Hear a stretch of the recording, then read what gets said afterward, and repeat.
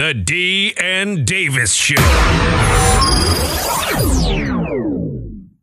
D and Davis Show. We got a lot to get into. We definitely have to break down what's going on in the playoffs in the NBA. We definitely got to talk about the Pooh documentary, and we're going to talk some more baseball and some NABJ happenings. First up, we're going to have Shawn Highkin from Bleacher Report join us to break down what's going on in Portland, but the entire NBA playoffs and whatever happened to the Lakers. And Luke Walton got that deal pretty fast, and brothers out here thirsty and starving. Then, here from the middays at 6-7 The Score, we're going to have Laurence Holmes, host, join us.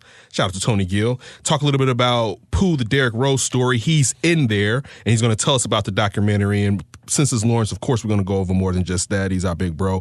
Last but not least, make sure you check out Shawn and Maya in the morning. Maya Akai, the sports chica, is going to join us to talk about baseball on the north side and the south side. I'm Kenneth Davis, and next up is the chocolate one himself. His name is D. Demarcus right here. Hey, make sure you follow us on Twitter at D and Davis Show. Once again, it's at D and Davis Show.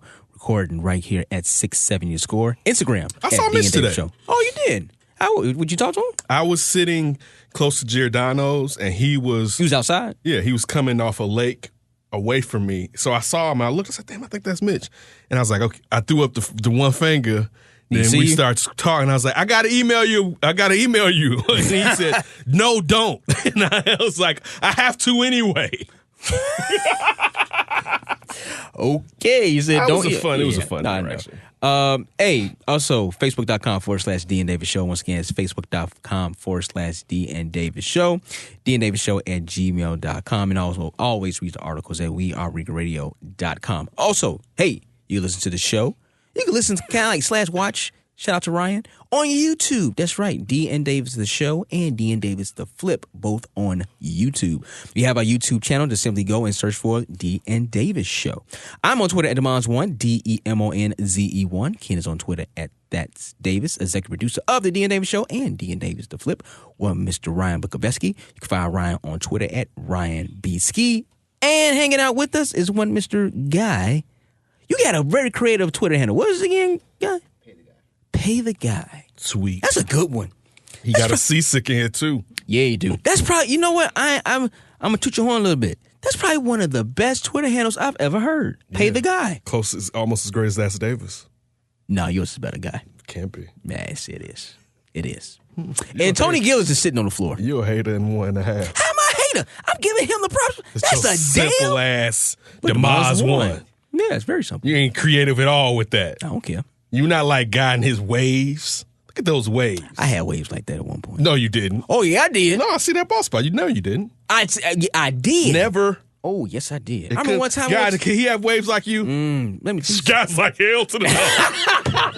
And then he started rubbing his head like, ooh, you crazy. You so crazy. No, man. I remember one time I went to the barbershop.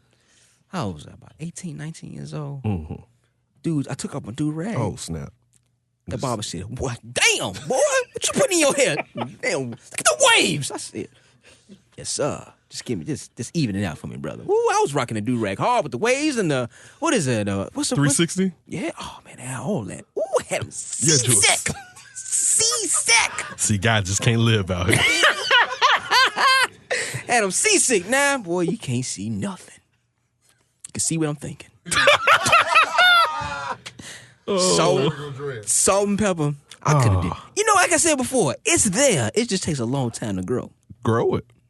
I don't have all that time. I want you to. It hurt my heart. I was like, I don't think he can do it, but he can make things happen. So I go along with it. It's something up there. It's something there. It's just thin and it's leaving me. You know, I just said forget it. I just cut it all off. Real quick. Yeah. We were lucky enough this weekend and for Dan Davis to flip to have your father in studio. Oh, yeah. What did he say about coming down for the show? And he loved it. He great. came over to the crib afterwards. He said, "Hey, man, that's a really good thing you got going on right there." Yeah. I had a lot of fun. Yeah, I don't know about all the topics you're talking about your sex and stuff, but that was pretty good. Hey, he brought your daddy down. It's like, I didn't know. Afterwards, I was like, damn, I didn't know. Even though I think I thought about it like the last couple of days. I was like, I think he mentioned perhaps they haven't had everyone, your grandmother, your mother, and your father. I think and it's not that you wouldn't tell him, but I think he was you hadn't talked. So it did at the time though. I thought y'all had. Oh no, it's all right. Yeah, No. You would have said something on the way. I'm like, you didn't have to say that tell my daddy about me getting snipped. No. You would have said something if it was a big problem. No. But it was. I thought it was a great show. I thought he brought up some greatness out of that. Yeah, show. man. He hit me up today like, hey man, this guy's over here working on the phone line. I found out he going to Milwaukee to see the Brewers. He said, what's your links to your show so I can send it to him? I'm like, all right, yeah, here you go. So, man, my pops is always, down to kind of spread the good word, whatever he's doing, whatever anybody else is doing. Been an entrepreneur at a very young age. He opened up his opened up one Subway and inherited the other one. My pops had to be in his not early 20s. 26. Nah, yeah, he was about maybe mid to late 20s when he opened up them stores. I thought we talked. He said 26. Oh, he said 26? Yeah. I think because Tony was talking to him. He was 26 when he opened up his first He was one. pushing carts at Dominic's. And the next thing I know, my mom was like, your daddy's going to this thing called Subway University. I'm like, what? Like, what? Where is he going? Connecticut? I was about maybe 9 or 10 years old. I don't think I was 9 or 10. Maybe 8 or 9. My people were young. So. You was pushing carts. Yeah, no. but that was at Kmart. Oh, yeah. Let me tell you. I haven't tell you about my Kmart story. Oh, no. I tell you about my Kmart story. Yes, D, we know you were the greatest cart pusher of all time. Let me tell you this story right quick. My old man probably ain't had nothing on me. One day I was at work. I was at the Kmart on 95th and Pulaski. Not Pulaski. Was it Pulaski? Yeah, Pulaski, right? So right now, if anybody out there listening on the Southwest side, that's now a Home Depot and a Jewel. Jewel always been there. The Home Depot is now there, right? But the Kmart used to be right there. And then I helped to move across the street to the other Kmart. But one day my manager came to me and said, you know what? It's some carts across the street at Chuck E. Cheese. I said, I got 10 minutes left on my job. I'm about to get off. She's like, no, Demarcus, I need you to go get these carts. So a few of them over there. I need you to go get them for me right quick. I said, okay, fine. I was about a junior in high school, so I was about 16, 17 years old. I walk over there, and all I smell in the wind is weed. I said, damn it, what's going on over here? So I see one cart, I see another one. I said, man, okay, all right. I go around the corner. It's about 9 or 10 carts over there. Now I done crossed the street. 95th Street. I done crossed the street. 95th Street is large, everyone. Large. It's like 3 lanes on both sides. 3 lanes on both sides. So the guys out there smoking weed, they're like, man, what you doing over here? I say, man, I got to get these carts. I said, man, they made you go across the street to get some carts? I said, man, I'll quit that job if I was you. I said, nah, man. Hit this. And my day, I probably did. But anyway, so I get these carts, I line them up, and I'm pushing them. Then I get to the intersection. There's a light. I'm a small dude. I have about a good 10 to 12 carts in me. And we don't have the machines. I don't have the rope. I gotta guide these carts with my hips and my hands. That's all I got. And I'm looking, and I gotta wait for the green light. And the cars of people looking at me like, what the hell are you doing with all these carts? He's stealing them. He's about to sell them carts. What are you doing with all these Yeah, damn he's carts? stealing carts now. And I'm looking at them like, man, I gotta get across the street. Man, that light turned green. You would not believe how fast I was running across 95th Street with 10 or 12 carts. Let me tell you something. My old man never did nothing like that. Great story, Grandpa. Could have used a vampire, though. But he went to Subway University on He your went ass. to Subway University. He helped me Got put me his through own college. business. He helped me put me through college. You may need to take that out, right? That was a long story. That was a good story. Oh, no, that's staying.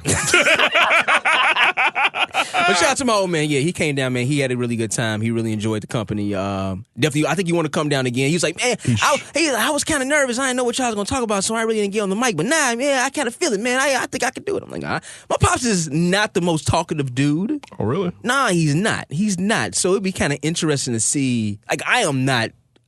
I mean, he's my stepfather, but he's my father. I mean, That's your daddy. It's my daddy, right? That's your daddy. I get more of my talkative side from my mother and my aunt. Not even my mother, but really my aunt or whatever like that, my grandmother. But he's not that talkative, so it's going to be kind of interesting to see when he comes down what he says. And we got to have the wiser dudes come in and give us their thoughts and stuff like that. I think that's a good thing. But since Tony's not our executive producer anymore, maybe we won't have to bring the missus down now. Oh, they're not coming. All right. So I got to sleep. Dude want to play games with my life. Chanel would be great for the show. I'm just going to let you know. Oh, I think Afton would be really good. But Well, guess let's what? do it. Pass. See? What was I going to say? Look, real quick, getting back into sports and talking about, we're going to have Shawn Highkin and join us from Bleacher Report. Talk about who's going to contend. We know who's going to contend. Golden State should win it all, but who's the best odds? Who has the best odds of perhaps defeating Golden State? But one thing has happened to Golden State. We found out prior to the show that Demarcus Cousins is gone. Yeah. Directly past him, and that's what I mean about getting used to the playoffs. They don't call as many fouls. You can't be lazy on passes. And you hope that Cousins is not hurt because he's staying down on the floor on the defensive end, grabbing his left hip area. Thought he had the steal and landed hard, and it's a three-pointer for Shabbat. And Demarcus Cousins limping toward the bench. He has to come out, Marvin. I don't know if the team saw it, and they did, and they're calling that for him, and he looks very frustrated running to the side. But in the playoffs, he gets in the passing lane. This is what you want, but right here, not to make fun of the injury, but we call that a flat tire when a player just falls, and he isn't touched by anyone. And Demarcus has made it back from that torn left Achilles tendon that was suffered last January when he was with the Pelicans. Out indefinitely. He's out indefinitely. He tore his quadricep? Quad.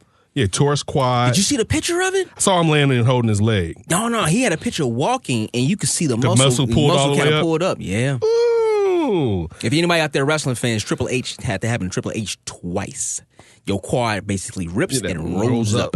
Ooh. Yeah. And the worst part, when you talk about the gamble that he did on himself to win a title, rehabilitate with this team, and now for the foreseeable future, and the thoughts of perhaps he could have easily gotten, it may have only been 3 years, but he could have gotten $20 million a year in this NBA if he just played the way he was playing with Golden State. I don't see him. I know he won't be able to get that. But over the long haul now, what do you think is going to happen with Demarcus Cousins in his career? You know what? I was actually just bringing it up. How old is Demarcus? He is 28. He's 28 years old. From Mobile, Alabama. This is definitely a setback. Yeah. You look at a quad injury like that, it could take a year. I mean, you rip your Achilles, and he was out for just about a year. It's going to take longer. I mean, it shouldn't take as long as the Achilles. No, it shouldn't. But this is the thing, though. Is it the same leg as the Achilles? Oh, okay. Ryan's saying it is. So Ooh, I don't. Lord, no. His health, the luck of him has been just bad. Yeah, especially right now. Unfortunately, when you get to finally two teams that could probably do something with the Pelicans, they made the playoff run and he wasn't there. Yeah. And now you get the Golden State, the mecca right now of the NBA, and you can't stay healthy, and you can participate in that. Possibly going to get a ring. But this is my thing, though. A man that size, yes, he is young, but his body literally is like breaking down in front of us at a very young age. That's the only thing he has on his side is his youth.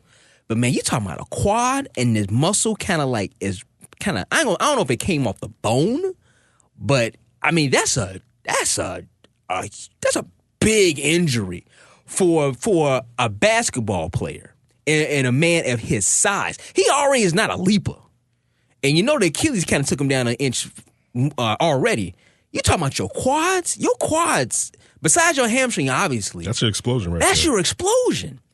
And also, too, just the simple fact he's already kind of like a ground-based kind of a basketball player. Man, you can't move around like the way you used to.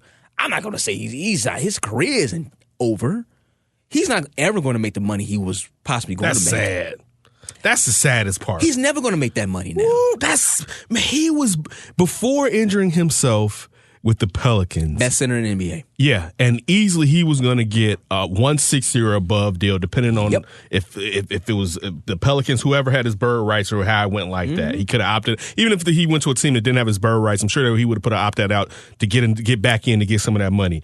And now you're talking about this year he made $5-something million, and that, man, if he signs another, the crazy part is, and I know it probably wouldn't happen now with Dell Demps not being there, man, what happened if the Pelicans was like, man, bring your ass back down here?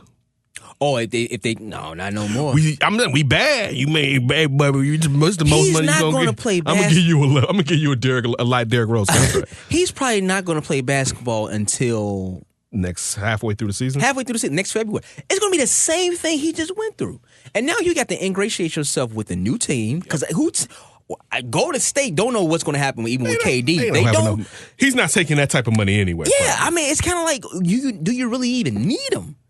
I mean, that's going to be the outlook of him on his career. It's kind of like, okay, so what can you do? You're this young, you're this big, and your body is literally breaking down. What's the risk for this? I don't know. I don't know if I'm Demarcus' cousin, what's going to happen and what's going to be his future. Listen, he's probably going to get a ring because I think they're going to win the championship. Golden State have a good opportunity to win the championship. But, yeah. Look, I got a question for Tony, our former executive producer. You can find him on the Laurence Holmes show at noon. Laurence Holmes is going to join us a little bit later. Tony's messing up the studio. Tony, I got a question. All right. Yeah. Also check out Tony's podcast, No Zones, and his podcast with Julie DeCaro. Between the headlines. Good one, D. Behind the headlines. I knew I wasn't going to say that and you messed me up. Damn it. All right. But Tony, now is this a large hindrance for Golden State because they've spent so much time trying to acclimate him to their system? And even if he's a defensive liability, offensively, you thought you were going to have him out there to kind of wear down whoever was D'ing him up on the defensive side. So is this? I mean, we all know Golden State should still win, but when you spend half of a season trying to ingratiate him in the team and now losing him and expecting to get that tick for them, is that kind of a chink in their armor? I don't think so, because one, they didn't really have him. If you calculate the amount of time that they've been spent together, they didn't really have him for the majority of the season. They had him since what, Christmas? About Christmas. About Christmas. Yeah, it's half a year. But yeah, I think there'll be. It's tough because they've grown that relationship with him, and it's knowing what he's been through. They felt like they were a part of that growth in his return back to kind of almost where he was. He'll probably never be quite where he was because of that Achilles, but he looked really good. Mm-hmm. But he added a different dynamic to that team, where at once at that position, guys would just have to go have a seat because they couldn't really stay on the court because, one, they couldn't provide any offense. Andrew Bogut, Kevin Looney at one point, Jordan Bell. They had to go sit down and they had to go small because that center position was getting ate up too many times on the other end. But with Boogie, you can kind of leave him out there. Yeah, he'll draw a foul or two, but he was a relatively smart defender when he wanted to be, and he provided a lot of offense. There wasn't a time where you had an extra body in the paint waiting for Steph or KD to drive in the area. Now, I think DeMarcus Cousins was the key to finishing Houston. Now, I still think Golden State can beat Houston, but DeMarcus was the key to okay, Capella's not going to be in the paint anymore because now you got to guard Boogie at the 3-point line. He provided a lot of spacing from the center position that I think they were starting to get used to and enjoy. But now they have to go back to, where they was. Going back to, they got Andrew Bogut on the roster, who actually played pretty well considering, but they're going to have to go back to, all right, KD, all right, Steph, let's do this. I agree with you. Now, I'm looking at the article coming out of the San Francisco Chronicle. They're talking about the quad injuries and how NBA stars recover from it. I forgot about this. That's what ended Charles Barkley's career. Yeah, but he was 52. I know. I'm just saying, though. how bad it was. Old. Yeah. Well, he's like, he was still averaging a double-double. Was he even 40 yet when he retired? Yeah, he was about 40. Was he? Because it was with Mike. No, he was probably 38, 39. Yeah. Because when Mike went 30s. to the Wizards, he tried to get Barkley to come out of retirement. Yeah. Now, it says the good news for Cousins, he tore his quad muscle and didn't rupture his tendon like Parker and Oladipo did. So that's the good news. It says even a severely torn quad muscle typically requires 6+ weeks of recovery. This is from what Dr. Schultz said, a sports medicine specialist. He was putting him out forever. Well, I thought he had torn it from the tendon. I thought he did. From when it looked, it looked like he had torn it completely. Okay, sports science. Now it says DeAndre Fox missed it 3 weeks after he partially torn his right quad back in 2017. So maybe that's why they're saying it's indefinitely. De'Aaron Fox? Who I just say? DeAndre. Oh, De'Aaron. I'm sorry. But no, looking at De'Aaron Fox, he tore his muscle and it came back within 3 weeks. So I mean that is something good at least for for the Warriors. Maybe that's why it's like That's he's why not. I said maybe he can get back to the maybe finals. come back in the finals, but Yeah, it ain't gonna work. I don't know if it's going to work or not. Coming off the bench in his wheelchair. Boogie. Have him spinning, looking all mean mugging. I'm about to foul somebody up in this Let's see. season. Tony Parker had this injury. Kawhi Leonard, Victor Oladipo, Blake Griffin, who's out now for the entire, at least for the first round. He's hurt now. That's the only rounding. Yeah, I know. Well, And remember, Tony Parker was taking snipes at Kawhi for talking about. Yeah, that's right. That you should have. Mine was like this. It was worse than yours. You should have been back. Yeah. And Kawhi still counting his money, and you see Majeri is letting him sit out any game you feel like. But yeah, but those guys are smaller guys. I mean, yes, they're vertical. They're smaller guys, but Boogie is a big dude. But those guys are speed merchants. And De'Aaron Fox is a lot younger, but he hasn't lost anything with his speed. No, he's not. I mean, Boogie's already kind of a plotter. He is a plotter. But damn, how much of a plotter can you be now? The thing is, the real thing is if he re-injures it, because we see it's not as significant. So he should be able to come back from it. Now, again, coming back, we're not saying he's going to come back to pre-Achilles injury Boogie, but he should be able to come back to how he was performing this season. But would you even bring him back, though? The Warriors. Well, it depends on if he wants to. This is the thing, though. This is on Boogie. So Boogie, who last year said basically, it seems like the only deal we know of, perhaps there was one more, was what the Pelicans had put on the table, and he was like, that's not enough. Right. All right, I'm going to go do what I want and win. So now, does Boogie feel that the clock is ticking on his career and is like, let me try to do a cash grab to recoup some of these monies that I've lost? Or does he says, I believe in Boogie, and listen, Golden State, if you want to sign me for the veterans minimum again, even though this is only a 6-week injury. So he basically... It could be. Yeah, but look how hard he worked to get back from that Achilles. Oh, yeah. So no, he definitely worked his ass off to get basically, we're saying by the start of free agency, he should be able to work out and show people how healthy he is.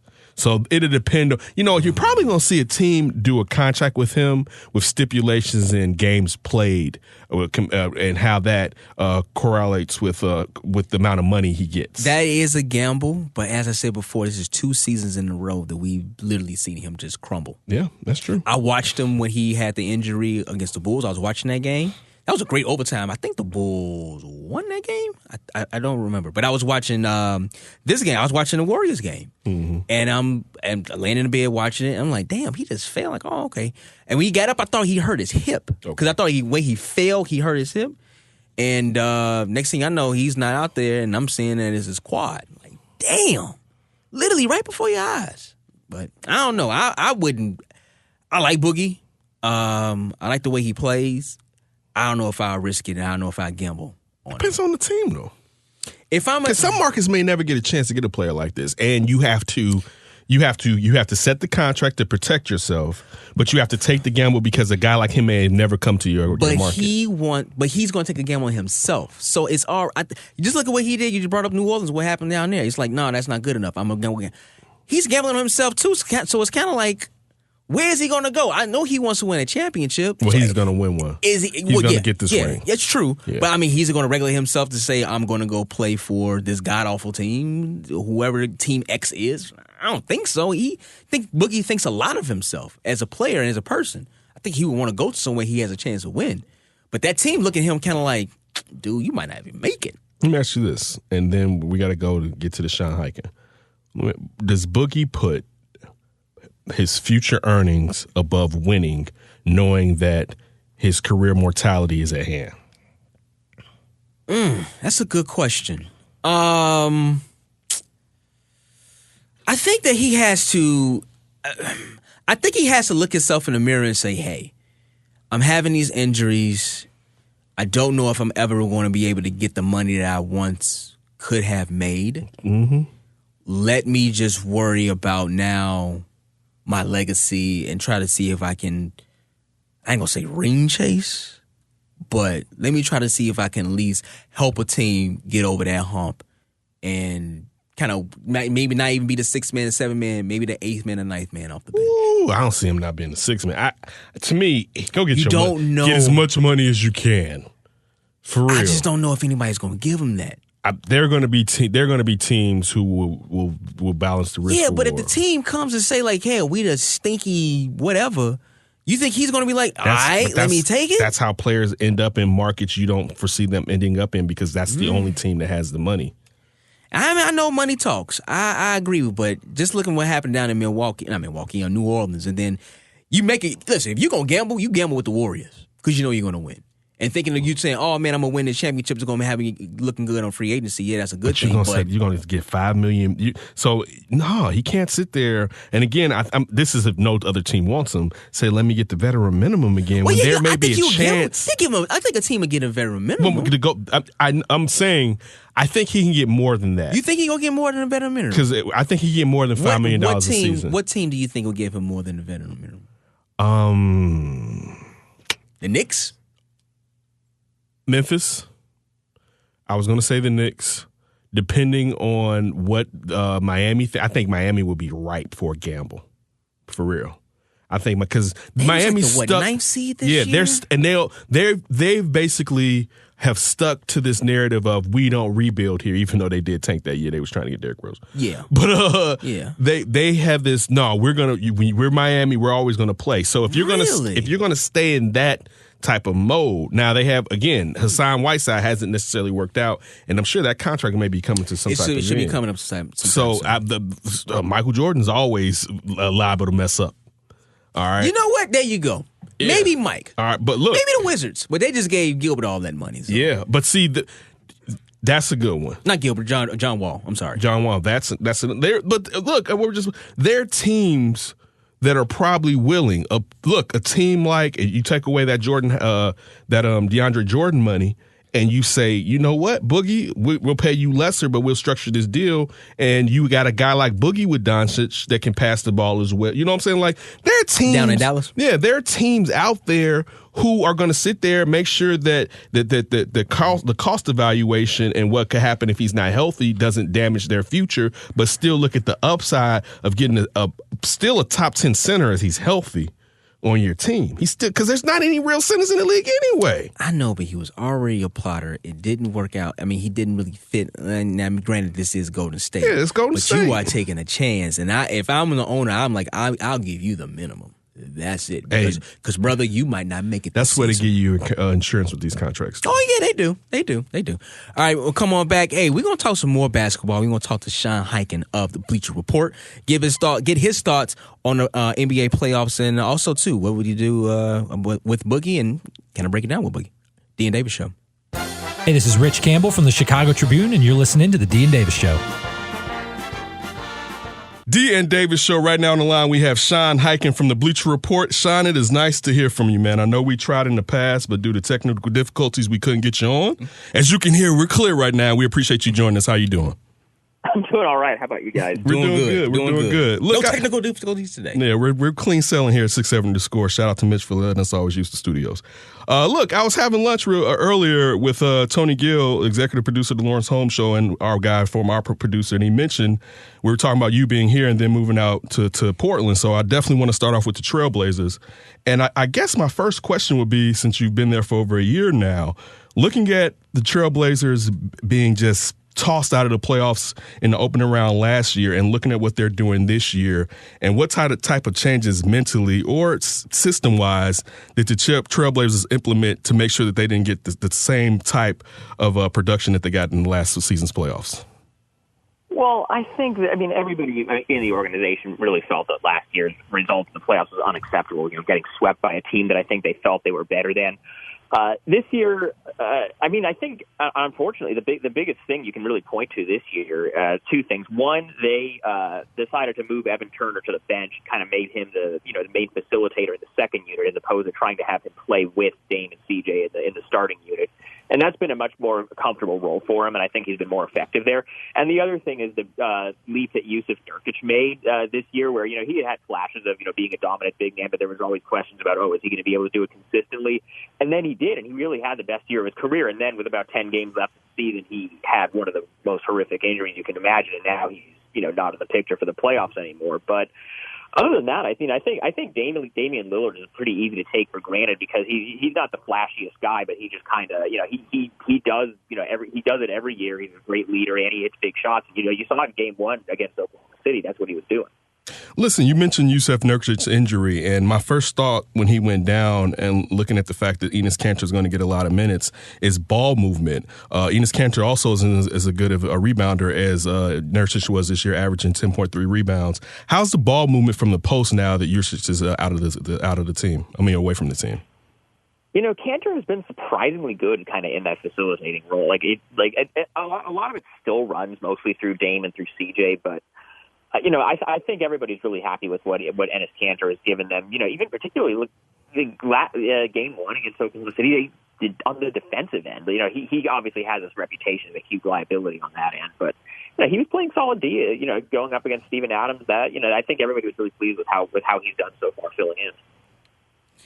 Shawn, let's go to the other team in this matchup, and that would be OKC. You wrote an article on Bleacher Report revolving around Paul George's injury. Your thoughts on that, and really, who's the next guy if Paul isn't there or isn't able to play the way he's been playing, who can step up and fill that void? Well, I think it's just kind of the elephant in the room of the series. Paul George is a guy, he's not going to come out and make an excuse and say, oh, I'm hampered by this or that. But it's pretty obvious to anybody who's been around the team the last couple of days since this series started. His shoulder is not right. He's sitting in front of reporters talking about how he's pain-free, and guess what? He's wearing a giant wrap of ice around his shoulder. Right. And in Game 1, I've never seen a player come out for a game wearing as much of that kinesio tape, that black tape that guys put on their shoulders or put on their bodies to help with their circulation. I've never seen anybody have as much of that on in a game as he had on, and you could tell, the way he was shooting, and he was missing, open looks that he was normally making, and the Blazers seemed like they felt, okay, he's clearly not right. We're just going to let him take some of those shots. But he got a shot blocked 4 times. I think it's pretty obvious he's just not right physically, and if he's not, then I don't know if Oklahoma City really has a ready-made guy who can step in and fill that void. I'm guessing maybe the guy who's already, average a triple-double already is probably going to just turn it up a little bit more. I'm talking about Russell Westbrook. Yeah, and but then you run into the risk of, sometimes Russ, when he decides he has to go into hero mode, he's going to force things and make it so that, he's going to take some bad shots or force some things. So you're either going to get good Russ or bad Russ. We've seen that for years in the playoffs, and if all of the attention is on him because Paul George isn't able to be as effective as he was for much of the season before the shoulder stuff started bothering him. That might be somewhere where they run into problems too, but I certainly wouldn't count them out in the series just yet. We're going to need to be a few more games before that plays out. Dan Davis on the line right now, Shawn Highkin from the Bleacher Report. Shawn, my last question is as far as the Portland and their series. One thing I always think about, and I love the tandem of Dame and CJ McCollum, but one, size-wise, it always makes me feel like if Golden State was gone, they still wouldn't be the odds-on favorite to contend. Can that tandem be a championship tandem, would you say? Well, that's a question that I think they've been looking to answer for the last couple of years. Yeah. I think you need another guy who is, of that caliber. I mean, when they're both that small, there's such a liability on the defensive end, and I think Dame has gotten better defensively over the years, but he's certainly not great on that end still, and CJ also isn't great on that end. So just because of that, I don't know that that's really something you can look at and say, oh yeah, these two are definitely the best two players in the championship team. I almost feel like CJ should be more of a third if you can get a second guy in there. The problem is they just don't really have any pieces to do that. So, to swing a trade like that, they don't have the cap space to bring in another free agent. So I think as long as Dame and CJ are together, this is kind of going to be what the team is. They're, a very good regular season team. They're going to win 50 or so games every year, get a high seed in the playoffs, maybe get out of the first round, but probably not do much more than that. I think that's kind of the reality of where they are at this point. Last one for Portland. How did Paul Allen's death affect the team, and how does it affect the future moving forward as far as the team's going to be sold and perhaps the players that may have to be, traded off if the future ownership doesn't look at those players as being that valuable? Well, there's a whole lot up in the air, and actually Paul Allen's sister Jody was at Game 1 against Oklahoma City on Sunday, and that was the first game that she's gone to. And he wasn't married, he didn't have any kids, and so his sister is kind of the next of kin, and she's the one that is controlling his estate now. And so they're sort of still kind of working through all the legal aspects of that, and she's kind of deciding whether she wants to keep the Blazers or the Seahawks or whether they're going to get sold. I think there's a whole lot of uncertainty about that over the next couple of years that's going to be played out. So I don't really think it's the right time to speculate on when that's going to get played out because there's still a whole lot of moving parts on that. D and Davis Show on the line with us right now from Bleacher Report, Mr. Shawn Highkin. Follow him on Twitter at Highkin. This is D and Davis recording right here at 670 The Score. I'm going to kick it over to the Golden State Warriors, their series. And right now, as you've seen last night, Boogie Cousin goes down with a quad injury. Your thoughts on that, how it's going to impact their series run and maybe, their championship run? Well, here's the thing about Boogie. Like, he has not been, and I mean, obviously part of this is, they've had to integrate him halfway through the season, and the torn Achilles physically was just not something that is easy to come back from, especially for a guy his size. But he was not fitting in great. I mean, it wasn't for lack of trying. He just, he physically, he isn't able to do what he kind of was able to do before the injury. Now, pre-injury, Demarcus Cousins would have been a perfect fit on the Warriors, but he, it was looking kind of awkward, both what he was and wasn't able to do physically and, having to reintegrate him halfway through the season when they kind of already have their rotation set and all of this. I don't think it really affects their championship chances very much. I'm still not going to not pick the Warriors to win the title because I still think the Warriors are going to win the title as long as Steph Curry and Kevin Durant and Klay Thompson and Draymond Green are healthy. But it really just sucks for Demarcus because this is a guy he's played his whole career without having to without even being able to play in any playoff games because he was in Sacramento for all those years. And then last year when the New Orleans went to the playoffs, he was out with the Achilles. Yeah. And now he finally gets to play in the playoffs. He fouls out of his first game, and then he has this long-term injury in his second game. And then, he's got to try to get paid this summer when he's coming off another, what seems like a pretty serious injury. So that's just a bad deal for him all around. Do you subscribe to the thought that this could be KD's last playoff run or the simple fact of him being with the Warriors? It certainly seems that way, doesn't it? Now, I mean, I don't know the guy. I don't really know people in his camp, but around the league, everybody seems pretty convinced that he's probably gone and he's probably going to go to New York. It's to the level of, I'll say this. Last year, around this time, there was basically everybody around the NBA that you talk to who kind of is in the circles of people who know things were basically saying, oh, LeBron's going to the Lakers. It's a done deal. And it was just kind of known behind the scenes, but nobody was really going to come out and say it because it's just kind of, because it wasn't supposed to kind of be done yet. But everybody who kind of knew things just basically knew that was what was going to happen. From people I talked to who are connected with the Warriors, they all are kind of operating under the assumption that he's probably going to leave this summer. So, obviously, he can't do anything until July 1st, so there's certainly time for him to change or for, to not be what it seems. But if I had to guess right now, I think he's gone, and I think he probably goes to the Knicks. Shawn, let me ask you this question. Out of the playoff series right now where either they're tied or the lower seed has won a game, which one do you expect? I won't say an upset depending on the team, but which one do you expect to be unseated by the lower seed? The Raptors, the Magic, the Nuggets and Spurs, or the 76ers and Nets? I'm still looking at Brooklyn and Philly for that one because, I mean, the Sixers' lack of depth is a huge concern. And you look at all the different guys that they traded away in those Jimmy Butler and Tobias Harris trades. They have a great starting five, but they just don't have a whole lot off the bench. And that's before you kind of think about, Joel Embiid has been questionable before these first couple of games with the knee tendonitis that he's been dealing with. He didn't look, I mean, he looked okay last night, but he didn't look right in that first game. And so, if your best player is dealing with knee problems and you don't have a whole lot of depth behind him, Philly that I look at as maybe being vulnerable, although certainly what they were able to do last night, really running away with it in the second half, is maybe a little bit reassuring about them. But, I'd still keep an eye on that series if you were talking about potential upsets. Let me ask you this. You brought up that we know they won last night, and you look at the job that Brett Brown has done so far, and he basically has been there through all the process. Yes, the bench is light, but there's an assortment amount of talent in that starting five. Now, is it a situation where there's just too many ingredients in the stew for Brett Brown to kind of have figured it out and it was just a lack of time? Or can you look at Brett Brown with this amount of talent in the starting five and think he could get even more out of it if they were functioning a tad bit more efficiently?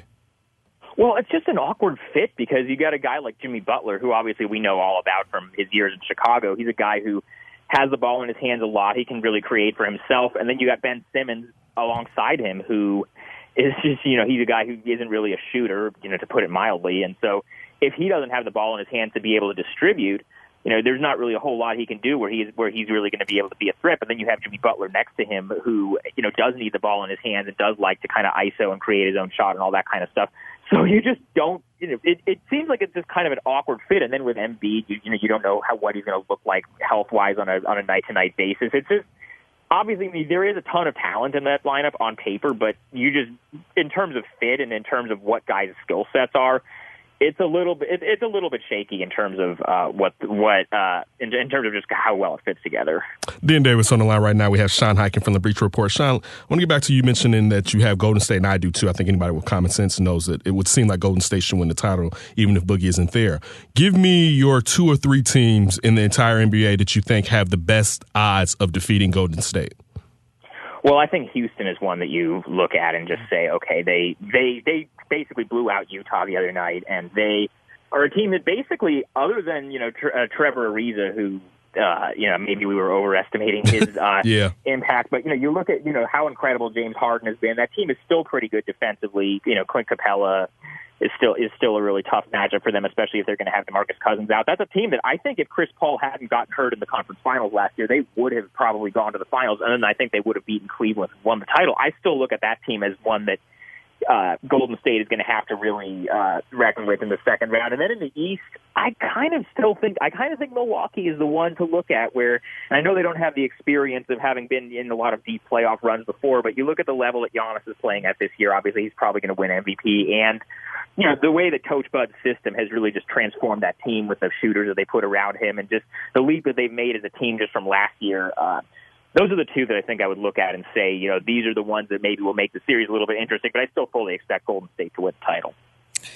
Kyle, I was going to ask you who you had for your MVP, but I think you just answered it. But let me ask you this, man. What's going on with Kyle Lowry when he gets to the playoffs? It's like he just literally disappeared. It's like oil and water. Yeah, I don't know. That was not a great look for him. And I know certainly, you can point to the plus minus and other things in terms of, he was still finding other ways to impact the game. But it's just when you're the number 2 seed and you're a team that kind of has this history of disappointing playoff finishes, your starting point guard, it's not a good look for your starting point guard to come out and have 0 points in the game. Kyle Lowry's going Kyle Lowry. No. And I was thinking about Kyle. Call you Kyle. Sorry about that, Shawn. He was on my mind right there. So, last one, at least for me, you still have Golden State winning, but coming out the East, is it Milwaukee? He just said it was Milwaukee. No, I'm just saying, is nobody else has a chance against Milwaukee in your opinion, Shawn? I mean, who else are you? I mean, I guess Boston you can look at. I still have some questions about them in terms of, in terms of some of the, the chemistry stuff and, how they're going to do. Obviously, this Indiana team is kind of undermanned with Victor Oladipo. I don't really know how much you're going to be able to take from this series. But, I mean, if Boston can get past Milwaukee in the second round, because that's who they're going to have to play, it's, I think they would certainly, be the favorite. Because I don't feel great about Toronto right now after losing to Orlando, and I certainly don't feel great about Philly for all the reasons they talked about with the depth and with what Embiid has looked like physically. But, so, maybe Boston, the team I would look at, but I'd still kind of lean towards Milwaukee. All right. Shawn, I got a couple. One, the Lakers. What have you heard about why that debacle happened and why Magic stepped down? But also, what are your thoughts on the Kings signing Luke Walton? I think Luke Walton is a talented young coach, but I'm still interested with him going to a team that it seems like Vadi, depending on the wind or depending on what's going on, may get rid of his coach and still be able to maintain his job. Well, I mean, I think that Sacramento's situation is probably a better spot for him than the Lakers situation was because, it's a talented young team. They kind of tailed off towards the end of the season, but they were in the mix to possibly make the playoffs for much of the season. And, it's a talented young team. When you look at guys, De'Aaron Fox, Buddy Hield, Harry Giles, Marvin Bagley, Bogdan Bogdanovic. Like they've got guys on that team that if you take a coach like Luke Walton, who's kind of a young guy, you can say, okay, look, I can work with this. And the other thing about that job for Luke and why I think this is a good situation for him is there is so little pressure on him because the Kings have not made the playoffs in 13 years. And so if they even make the playoffs, let's say they make the playoffs as the 8th seed and they get blown out by Golden State or whoever next year, like that's fine because, hey, they made the playoffs and they hadn't made the playoffs in 13 years. So I think that's a really good situation for him. Now, as far as the Lakers, I mean, that's just that whole, I mean, I don't even know where you want to start with that, but here's what I would say. I think the biggest thing to me about that whole Lakers situation is that if you're going to have Magic Johnson be the president of basketball operations as the figurehead, okay, fine, great. Like, I get that. But you have to pair him with an executive who has experience doing that and can do the day-to-day stuff and actually be on the phone with other teams and make trades and sign free agents and analyze the salary cap. Rob Pelinka was Kobe Bryant's agent, and that's why he got the job. Yeah. So basically, you don't have somebody in that front office. I mean, if you want to basically have Magic be the public face of the franchise and be the one who comes in and wows everybody in the free agency meetings, and that's kind of his role, and then you have a GM who's an actual GM and kind of does, the day-to-day stuff. That's fine. Rob Pelinka is not that guy. Rob Pelinka is also the guy who you're supposed to have come in and, really wow you in the meeting. You can't have two of the figurehead guys. Yeah, true. All right, you were here in Chicago, so you saw the Bulls team up close in this organization, and now you're seeing it from afar. What are your thoughts on Jim Boylan's coaching career? I mean, coaching this season, and also this young core with the Bulls. Do they have something, or now, and you being away from it, it looks even more like the Bulls are just bulling? Well, I mean, I'm not really sure about the decision to keep Jim Boylan long term. It seems like they're going to sign him to an extension, but at the same time, I'm kind of glad they did it. They signed him to the extension, or they're going to, just because it would not serve anybody to have him come into next season as a lame duck in terms of, we want you guys to really buy into what this guy is selling, but hey, he only has 1 year left in his contract. So if they're going to commit to him, I'm glad they're actually committing to him. Now, as far as the young core, I mean, it's going to depend on who they bring in this summer, whether, they draft a point guard like a John Morant or they bring in a veteran point guard like Patrick Beverley, somewhere like that. But they have some interesting pieces. Obviously Zach LaVine had a great year. Otto Porter looked like he was fitting in really well after they made that trade with Washington. And then Lauri Markkanen and Wendell Carter both seem like they're promising young bigs. And obviously Lauri had that incredible month of February. So there are pieces there that you can look at and say, okay, this is, they're starting to build something, but they have to bring in some other pieces, and they kind of have to establish that continuity and that consistency that I haven't really seen them have in the last couple of years. Shawn, any veterans out there you think would be a good fit for the Bulls? The guy that I keep pointing to, and I mean, he's fresh on everybody's mind because of last night's game against the Warriors, but Patrick Beverley, to me, is just the perfect guy to go after this. Like, because he's a guy, he's a good outside shooter. He can hit open threes. He doesn't need the ball in his hand, so you can really play him next to LaVine. He's a good defender, so he can kind of cover up for some of Zach LaVine's defensive deficiencies. He's just, to me, he'd be exactly the kind of guy that I would look to bring in, especially at that point guard position, which is the one where they're sort of weak right now. What do you think of the odds that they might revisit bringing Derrick Rose back? I don't know whether they will. I can tell you from my standpoint, I think that's a bad idea on basically every level. I mean, I understand that, he's a Chicago kid. All the fans want it. I get that. I don't think it's a good idea. I think it would be a huge distraction just because even if they bring him in on the short, small money deal and say, look, he's going to come off the bench and be a veteran mentor. I covered that team for however many years that he was there. And he's always the story, even if he isn't trying to beat the story. There's always going to be, let's say he has another injury, misses a couple of games, or, the guy who's starting ahead of him isn't playing well. There's so much baggage that just comes with it that I think for him, he needs to be able to kind of just move forward. And, he had this, better, this kind of bounce back season in Minnesota. Good for him getting his career back on track. But I think it would be better for him to be able to move forward and kind of go somewhere else. It would be better for the Bulls. They're trying to move forward with this new core. I don't think just bringing all of the drama that comes with the idea of Derrick Rose back in Chicago. I just don't think that's a good idea. All right, Shawn, man, thank you so much for hopping on with us for the first time, man. Can't wait to have you on again. We appreciate it. Yeah, good to talk to you guys. All right. That was Shawn Highkin of Bleacher Report. Make sure you follow Shawn on Twitter at Highkin. Writer for Bleacher Report, as I said before. So that's one person that we say don't bring back Derrick Rose. I think the streets and the calls, if you ever hear here in Chicago, you might hear kind of like 50-50 of fan base saying like, hey, bring him back. But you never know what's going to happen. Best for both organization and player for them to stay separate. I mean, it would be cool. I mean, something even when I said, I would like to see it revisited, I said then I don't think it'd be good for Derrick. The thing is, he's going to be hurt. Sometimes he's going to have a low bearing time where you're going to rest him. So then you don't know if you can necessarily count on him if he's a key integral piece. But after that, second half of the season, that three-point shot went to trash. I mean, he never really was a three-point shooter to begin with. I mean, he looked good, but yeah, no, you're 100% right. For this NBA, you want a guy that can, want someone that can keep a guy home and keep a guy honest. So, look, I just want him to get his money and the Bulls to get better. But this is my question. What's the appetite on the free agent market for Derrick Rose? It's probably a decent. It's totally great. It's way better than what it was a year ago. Even though we already know everything we said before, he's going to be hurt. His 3-point shot is not there. He can be that veteran leader dude. Do we think maybe a championship laden team? I don't know. No, I mean, where is he going to be? He can be a great sixth man. A great sixth man. Yeah, I mean, because you're that's a lot. You're saying a great, not good. Great. I think there's really only 2 to 3 a year six man that you may be able to deem great. We can argue over if it's very good or great. I think and I'm not saying that he can be exactly Lou Williams, but I think when you look at, then that's the perfect position for him. You want him to come in and be a guy that has the ball in his hand so he can do what he needs to do, get to the rack, create open shots for other players by sucking in the defense, and also you can limit his minutes by him not being a starter, even though you can do it in the starting lineup. But I think a lot of teams that are looking for a guy to ignite off the bench, let alone, he has a name with him too. This is the only place where that name to half of the city could be a hindrance. Right. There's still nationally there are a lot of people that's like, hey, that's Derrick Rose, and some nights you see flashes of old Derrick Rose.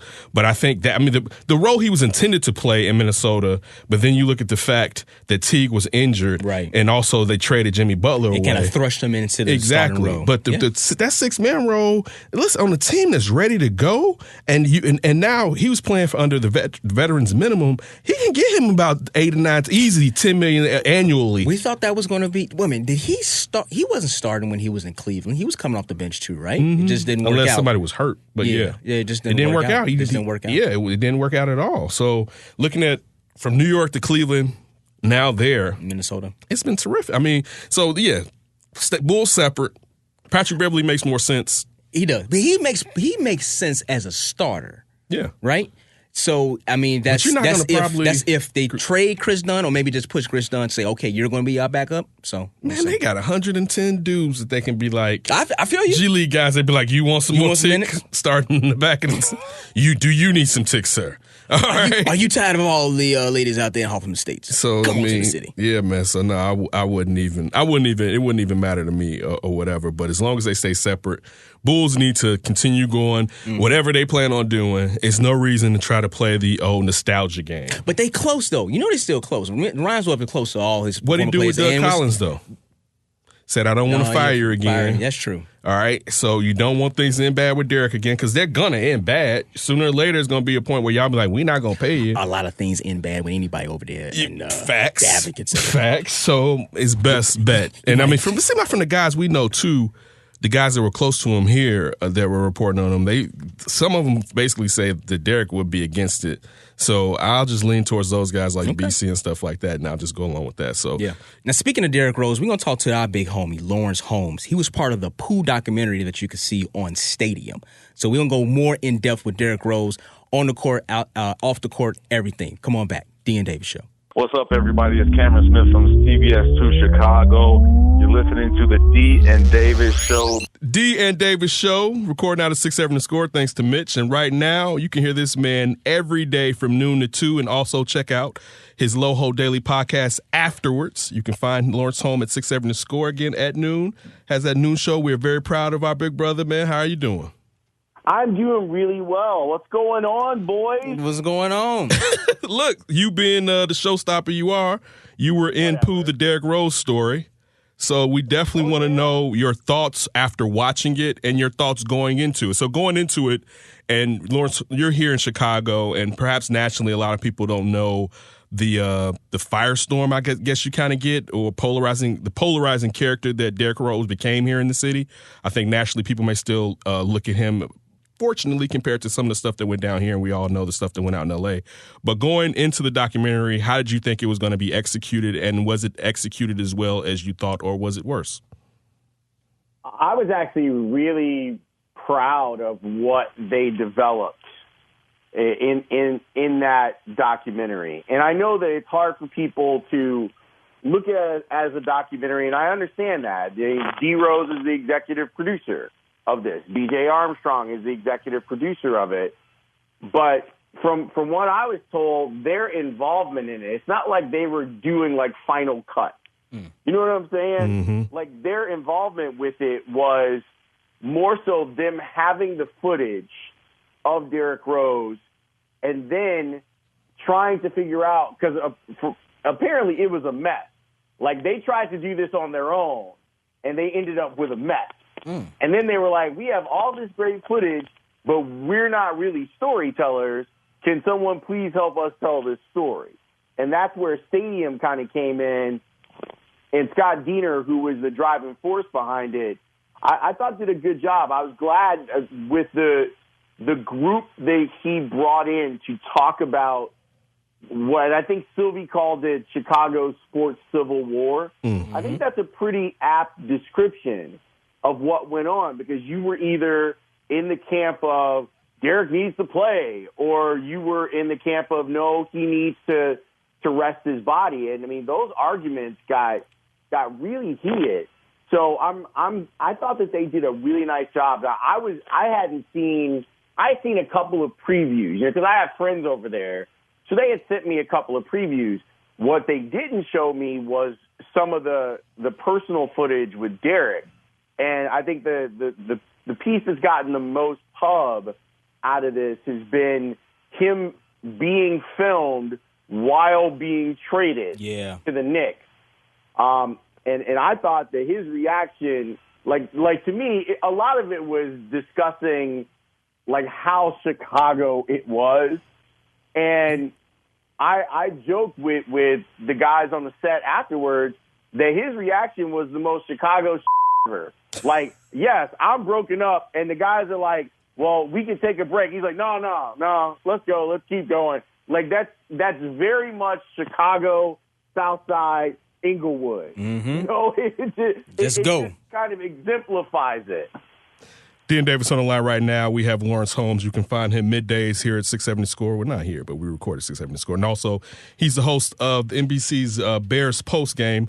We're talking about the Pooh Derrick Rose story, which aired last night at 7 p.m. You can find it tomorrow, which is Thursday, on April 18th at 7, Saturday at April 20th at 5, and again that night at 10:30 p.m. You can watch it, watchstadium.com, and check it out on demand. Look, real quick. Yeah, they're finally going to, I think they offered it today when we're recording, like on demand. On demand, so, yeah, so that's good that people can kind of watch it whenever they want. Lawrence, you mentioned the two different camps back then of Derrick should play. News kind of got out that after halfway through that season that he was healthy enough to play. Where were you then as far as did you feel like Derrick should play? And did that change over time, or did it stay the same? No, I was fully in the when he's ready, he should come back when he says he's ready. And because I always had questions about where that information was coming from. Yeah. Like, who was out there telling people that Derrick was cleared to play? And it's the same people that screwed up Luol Deng's spinal tap. Yep. So for me, I was very skeptical about this push to get Derrick back on the floor. I will say that, doing some digging on it, I believe that Jerry Reinsdorf told Derrick Rose, come back when you're ready. Okay. From everything I know about Jerry, I believe that he probably said that. I don't believe that the basketball operations people shared that same altruism that Reinsdorf did. And I think that they were looking at a team that was close to being championship level with a healthy Derrick Rose, and I felt like they were trying too hard to shame him into getting back on the floor. And it's interesting because one of the fun bites that came out of this, first of all, Joakim Noah is the star of this documentary as far as I'm concerned. But hearing him talk about how he felt awful about the way that era went, because he found himself being selfish and wanting Derrick to come back because the team was so good with Derrick that and this is a guy that he kind of considers to be his best friend, that he didn't take into account what the impact was on Derrick and how that wasn't fair to Derrick. And Lawrence, to kind of go back before what you just said, how you think Jerry Reinsdorf probably told him to come back when he's ready, but the front office told him, well, it was kind of the conflict right there. But I can kind of go into his comments he made early this year, like, man, I wouldn't want to deal with the Bulls front office, but if you see pictures with him and Jerry Reinsdorf, it's like, a dude walking with his godfather, you know? Exactly. I think that's a really good way to sum it up.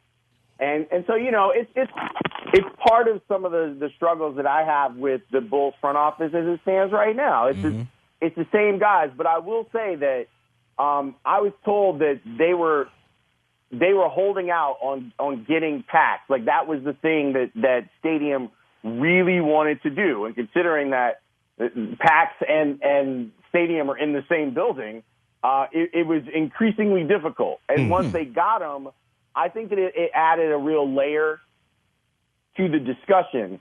And my hope is that in doing this, that maybe Pax and Gar were reflective about their role in creating some of this drama that went on between fans and Derrick Rose. Because Pax in there points a finger at the media.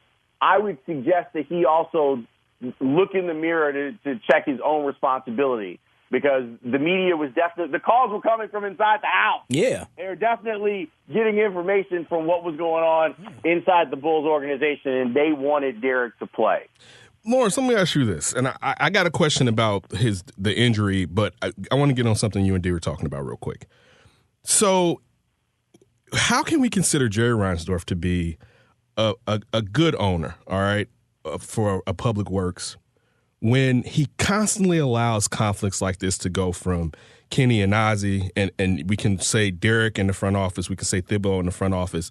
Like, you're much closer to this than us. Have you heard anything about, is this maddening to Jerry Reinsdorf, or is this something that you kind of hear this about the president, is this something that he likes for the team and for the front office to be up in turmoil and figures that the cream's going to rise to the top? Like, why does he allow this to continually go around?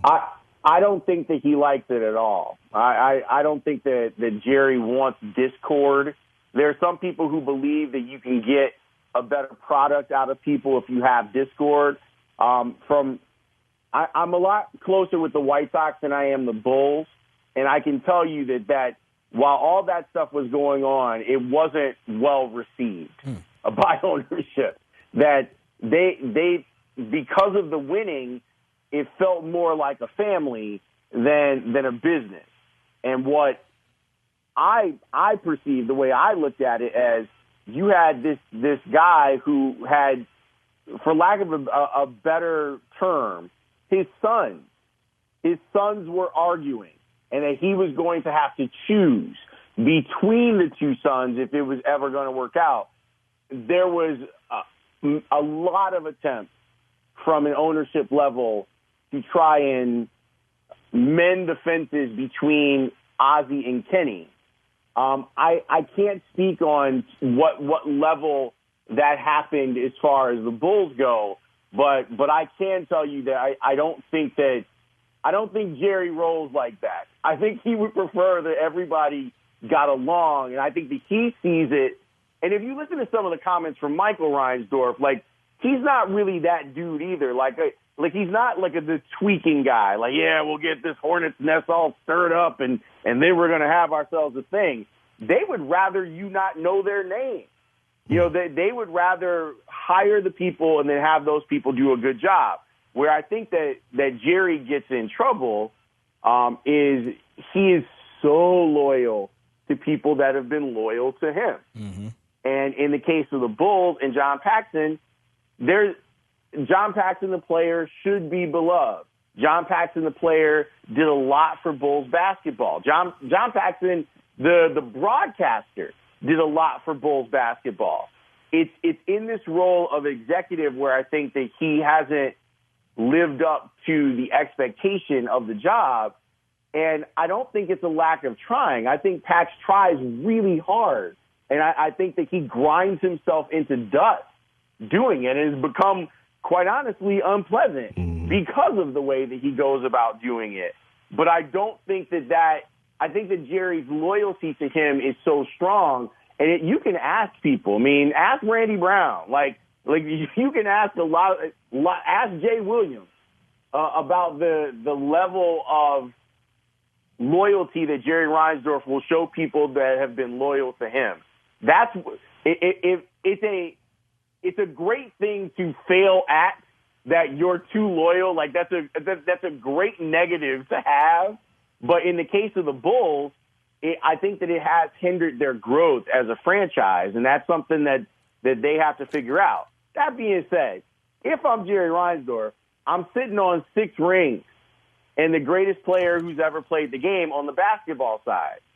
I think that for him, and it's an easy trope, and I admit that I am making the same trope, but the basketball team is a business for Jerry. Yeah. The baseball team is a passion for him.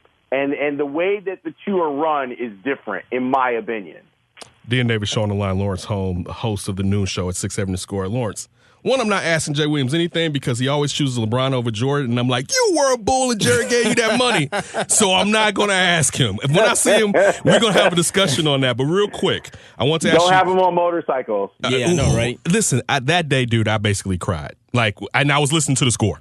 And now it was a summer day. I'm in my room. Like, Jay Williams ripped off his style. I'm like, no. I'm glad I saw the triple-double. I will say that. In person. I semi-hated Kirk Hyatt for a year. Let me tell you something. That accident was around the corner from my apartment. Whoa. Were you at home or you was here at the station? I was at the station when it happened, but I walked through the aftermath of it. Wow. Yeah, that was a sad day. Lawrence. It really was. Yeah. You mentioned, and we talked a little bit about kind of vindication as far as Derrick's injury, and that look at his injury history with the Bulls, and since he's left, it was proven that he really shouldn't have come back. But I remember there was a narrative back then about, and maybe the front office put it out, I know sometimes I heard it through the media, that by him not coming back when the doctors deemed it was a timely return, kind of held him from coming back and led to further injuries. Now, I would think they should vindicate Derrick, that is how his body's just given out over time. Do you still think that some people maybe they were right when it comes to the fact that Derrick didn't follow the doctors and that led to his return having all types of dips and valleys? No, I just think that I think that we're probably becoming more sensitive to the mental aspect of this. It's possible that Derrick Rose, that there was nothing physically wrong with Derrick Rose. The difference is that if a player doesn't trust that, and I'm not saying that there was any sort of malfeasance or malpractice from the doctors, but you have to get back to a point where you believe, I can jump as high as I used to jump, I can run as fast as I used to be able to run, I can do all the things that I used to do. There's a lot of doubt that creeps in. And until you get over that doubt, I don't know if it's better to work through the doubt away from the spotlight or be thrust into the spotlight. I'm not smart enough to give you an answer on that. I just know that it was very easy for people to play with Derrick's knee. It was very easy for them to go, he should be out there, without understanding that sometimes it's going to take guys different amounts of time to come to grips with how they're different, how their body is going to work now versus what happened before. If you're Derrick Rose, up until 2012, you're invincible. You're the guy that's dunking through dudes. Mm-hmm. You're the 6'3" guard that's dunking on 6'7" forwards. You're that guy. You're putting people through the bucket. Your whole life, you've been the tough guy that takes – you guys know how it is. Chicago doesn't breed jump shooters. You know why? Because you're called out for that. If you're doing that in the street, you're called out. There can be no Steph Curry from Chicago. The city won't allow it. It won't allow it. And dudes that grow up playing outside in Chicago, like you better sharpen up your elbows and learn that cradle that Derrick Rose was so effective at, because you're going to need that when you go up against the trees, and that's the only way you're going to be allowed to score. You heard that from KD talking about Patrick Beverly. Hey, Chicago kids, man, they made different. We are made different. We are. And he needs to explain what's up with that White Sox. Yeah. He needs to come on here. We got more. We got more Sox memorabilia here in Chicago. I would love to know if he's a fan or he just likes the brim. I don't know. He likes the brim. He's wearing it all the time. All the time. Yeah. Well, it's good to see. I mean, if he wants to come join the Bulls next year, we can hook him up. I mean, it's the same ownership, so somebody reach out to him. He can get your tickets. I mean, he don't want my ticket. I'm sure he can get Jerry's tickets, though, if he wants to come play for the Bulls. He sure could. Lawrence, so we talked a lot about the front office and Jerry Reinsdorf, but let's talk about Derrick Rose camp. We talk about B.J. Armstrong, his agent, his family there. What blame do you think they hold in all this? A lot. I joked about it with Scott Diener when we were sitting down. It's one of the things that ended up on the cutting room floor. There was a point on my show where I was imploring them to reach out to me because someone needed to tailor their message, and they were doing a job of it. So I joked about that with Diener during the interview, and I say it in the doc too. The thing that I think messed it up is that people wanted to hear from Derrick. Like, that's the thing. We have been swept up in the way that he had approached winning the Rookie of the Year, the way that he approached the MVP award, and that he gave us a side of, like, that genuine side of him. And when he kind of went radio silence on everyone, for whatever reason, the void was filled by B.J. Armstrong and Reggie. And it was easy to dismiss B.J. because the idea was, and I mean, I think there's probably some truth to this, that he was bitter because Pax got the job and he didn't get the job. So B.J. goes into the world of agents, he gets Derrick Rose, and this is his way to push back at the Bulls as an organization. Then you have Reggie just out here living. Like, out here, you know, he's in the Adidas commercial, like, everything. Like, and everyone was kind of like, I mean, it's cool that you got your brothers back and we can appreciate that, but we'd like to hear from the guy. And as much as we love you, you're not the guy. So when we hear you speaking for Derrick, it just seemed like it was so unauthorized. You know, like it was just, I just want to hear Derrick tell me whatever it is that you're saying, I want to hear it from his mouth. And if I hear it from his mouth, so be it. But what I'm not going to do is sit here and listen to Reggie Rose tell me what's happening, because he had no real standing with the public at large. Now, people around the team who covered the team, they knew how instrumental that Reggie was, and I'm not here to tell you that he wasn't. I mean, this guy, let's be real, he saved Derrick's life. You know, like Reggie and his crew, Derrick and his brother, those guys put a force field around Derrick growing up to keep him safe. And if you're Derrick, you're appreciative of that, and you want to give your brother space to protect you. And Reggie even says that when someone's talking bad about your little brother, you know, or someone's beating up your little brother, big brother comes through. That's fine.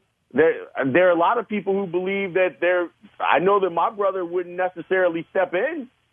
He would be like, you need to handle your business. And maybe you need to take that whooping, and I'll explain to you how you can handle your business. So to go along with the metaphor. Right. But I just thought that was one of those things that damaged Derrick's credibility with the public, is that he seemed to have people speaking for him that were more easily dismissed than he would have been.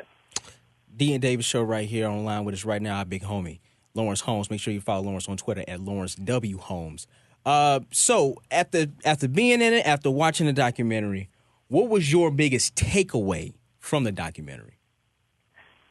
Like I was saying earlier, Joakim's a star, man. I thought that his reaction to it was really raw. And hearing him discuss honestly some of these feelings and explaining what it was like, I thought was was really important. It was a really important point of view to get him. This is now look, this is going to sound like a flex. I don't mean it as a flex. But I did the post show over there after the documentary with Tibbs and John Calipari. Together, in studio. Yeah. And one of the things that I walked away from, well, two. Flex. One, I'm not trying to flex, but I mean, Tibbs is really good at talking. And I know it doesn't seem that way, but I don't know if I've ever seen him happier. And it was fun to, like, hang out and talk with him about all of this stuff. And the fact that Cal flew in from wherever he was out recruiting and was there for the pre-show, stayed through the documentary running, even though he had seen it, hung around for an hour of the post-show, that's a testament to Derrick's impact on those guys. Like, those are not guys that you can just randomly get out of the house. Right. Like, those are real dudes. And the fact that they showed up for it, I thought was incredible. So those were two of the major takeaways that I had.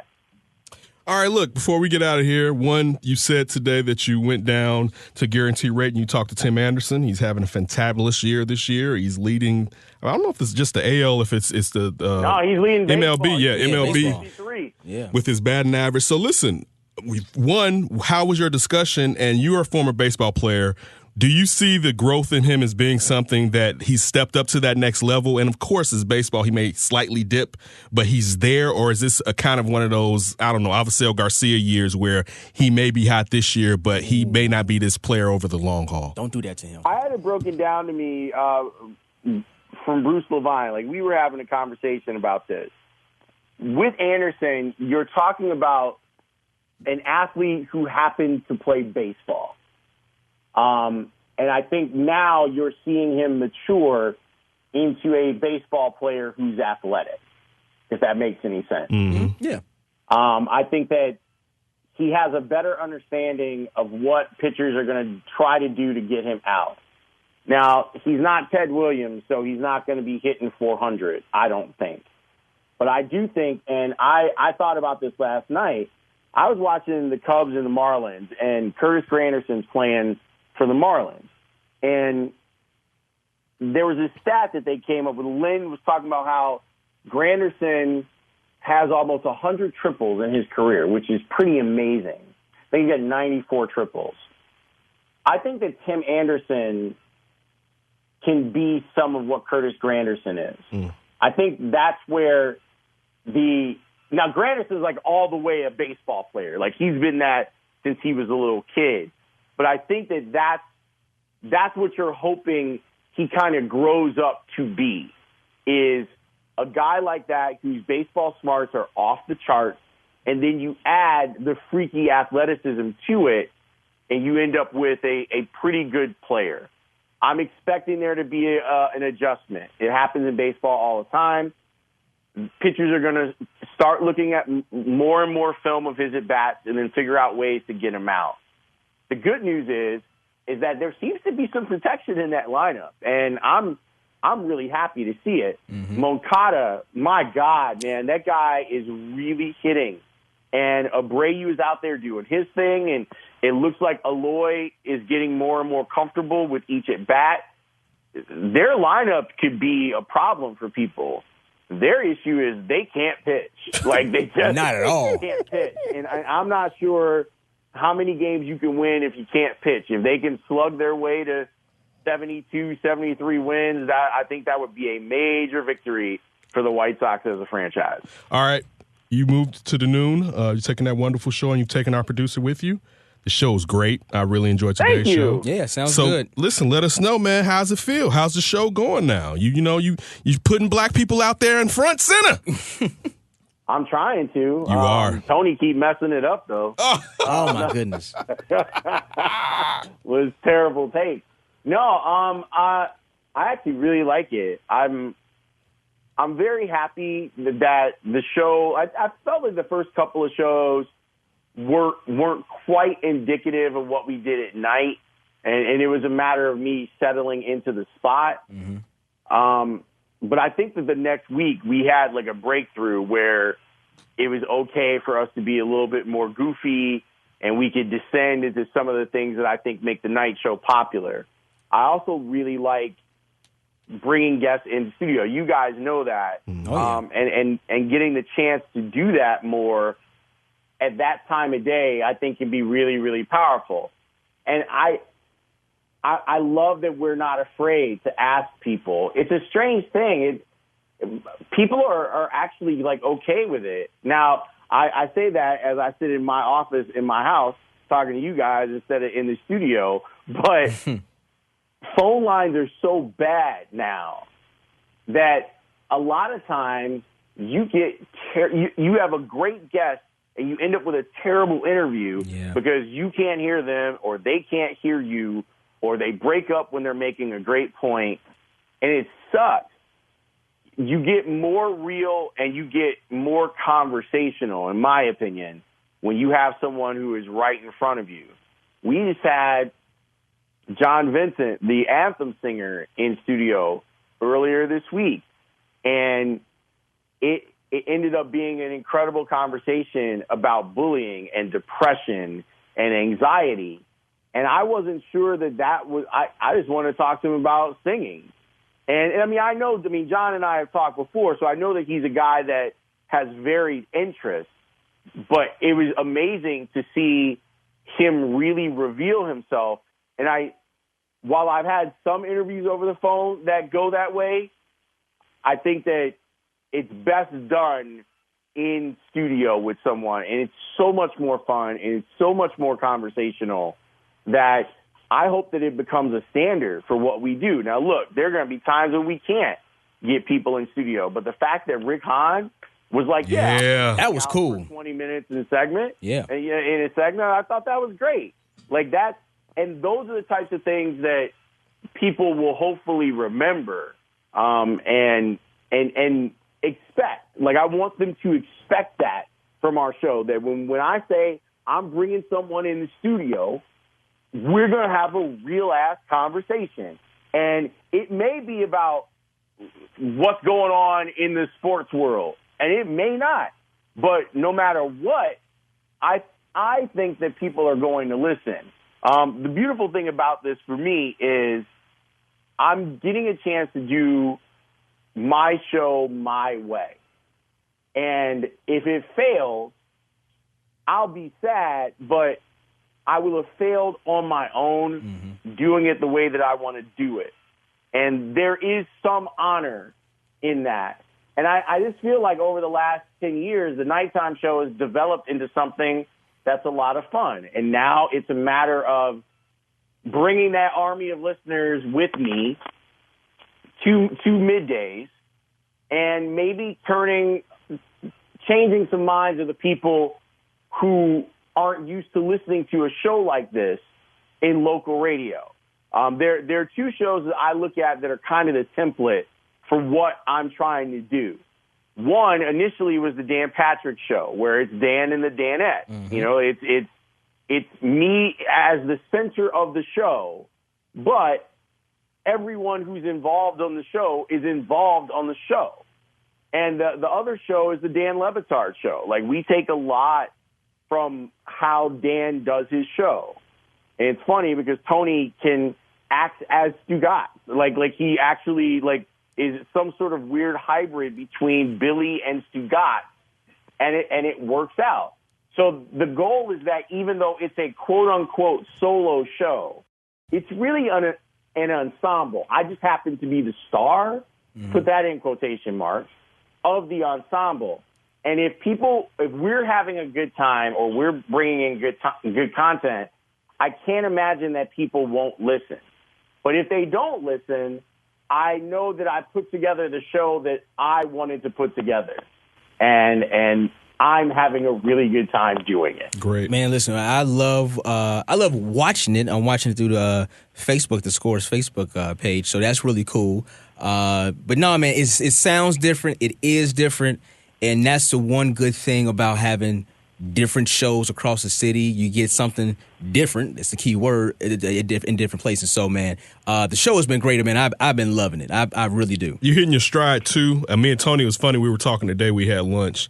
And it was kind of about what you're saying is if something doesn't work out, you do it on your own terms. But to be honest with you, you're really hitting your stride. Man, this last week alone, but today's show and what you did with Joe Madden and kind of bringing some fun to it, it is really good. And I mean, of course, joking, saying it is black, but I don't want to take anything away from you as far as how great you are at your job, and we appreciate watching you do it, bro. Yeah. Oh, well, thank you. I appreciate it. Look, the show should embrace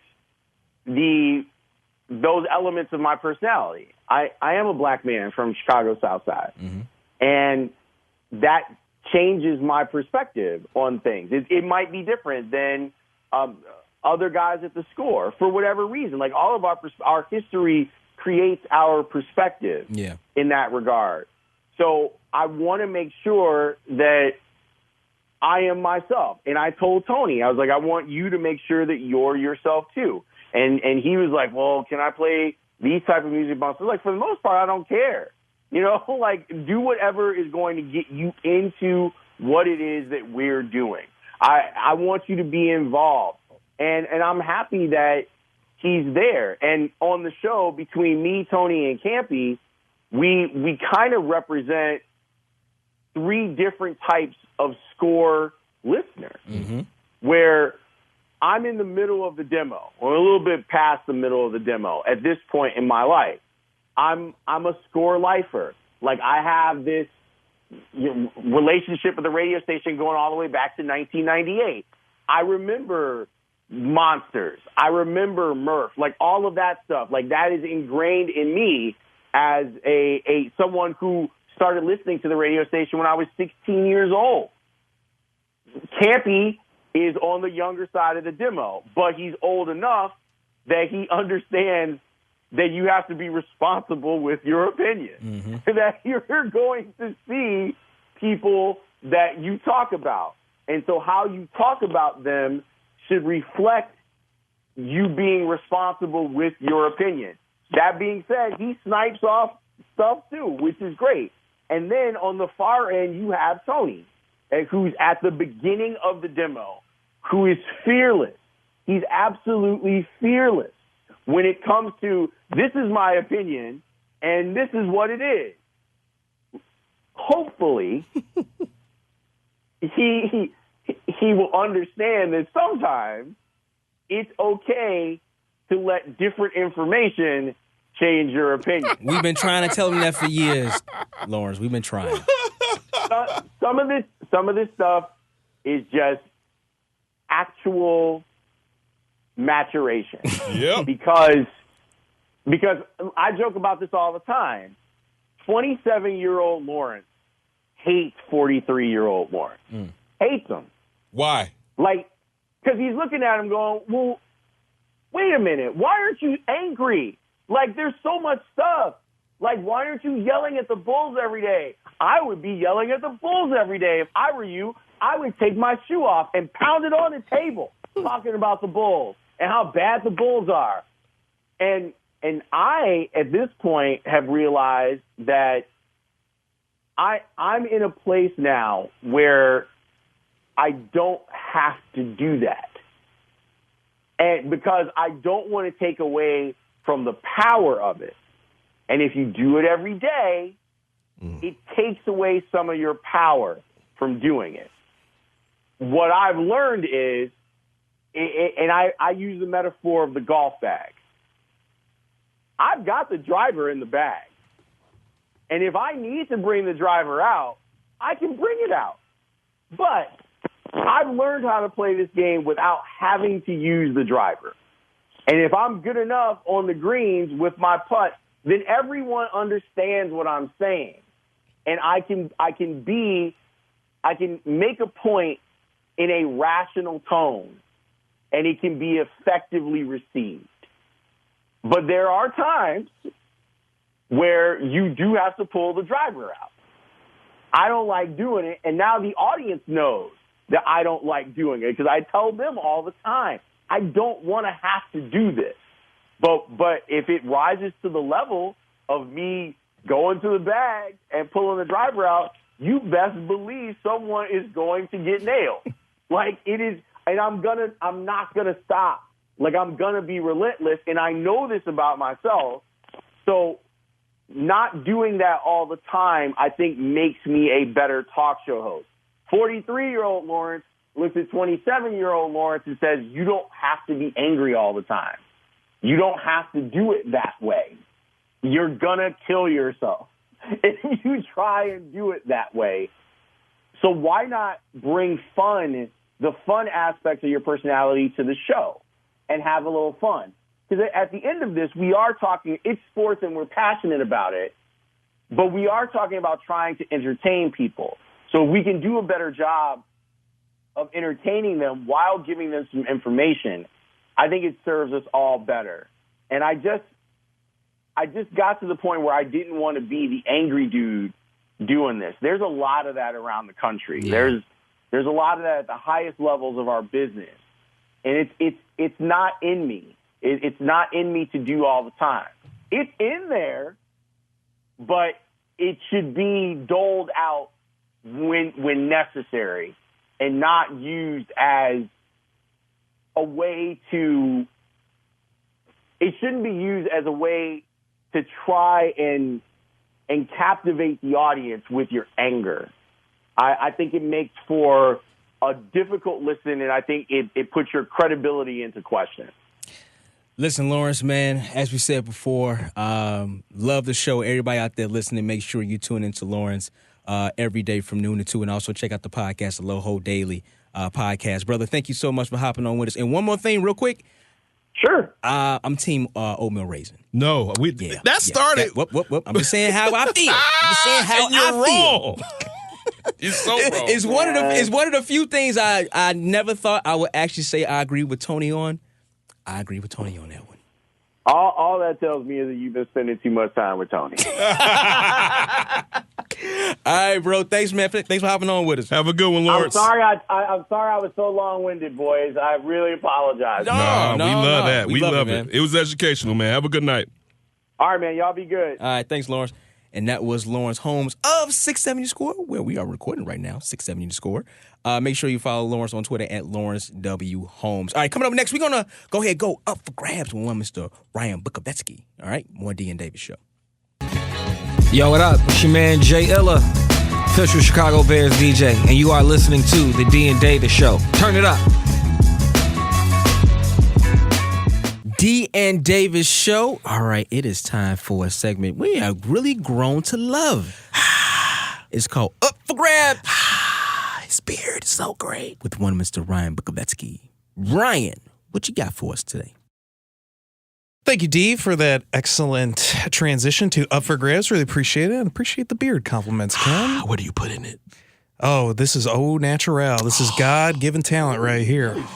Straight from the land of Poland.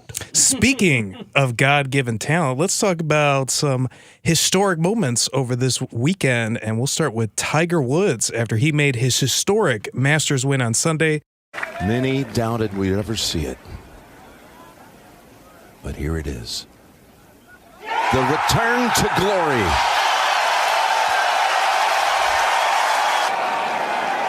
I never thought we'd see anything that could rival the hug with his father in 1997, but we just did. That will be the greatest scene in golf forever, Jim Nantz. And that hug with his children, if that doesn't bring a tear to your eye, if you're a parent, you're not human. No, the whole euphoria of everything, the patrons, his emotion, the chanting. We will never see anything as exhilarating as that. Fantastic. Congratulations, Tiger. Unbelievable. It's his first major in 11 years and broke a record of Masters droughts between championships at 14 years. 4 back surgeries, 4 knee surgeries, and a Masters win at 43 years young. How do you rank Tiger's historic win, and what other stories come to mind in trying to rank it? Well, I guess one would probably have to be Muhammad Ali. That would be up there. George Foreman.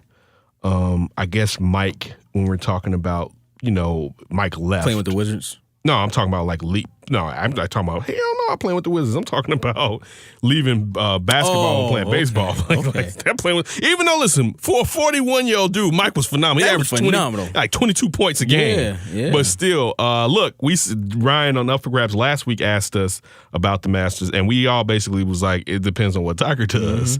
And so it was great to actually see Tiger do that. Side note, the last major he had won, he won that the week, I believe, that I started to work. But we didn't meet for like some months later, but I started to work with where we really? met. And it's funny because I remember looking at him and Rocco Baldelli, and it was Pebble Beach, I think.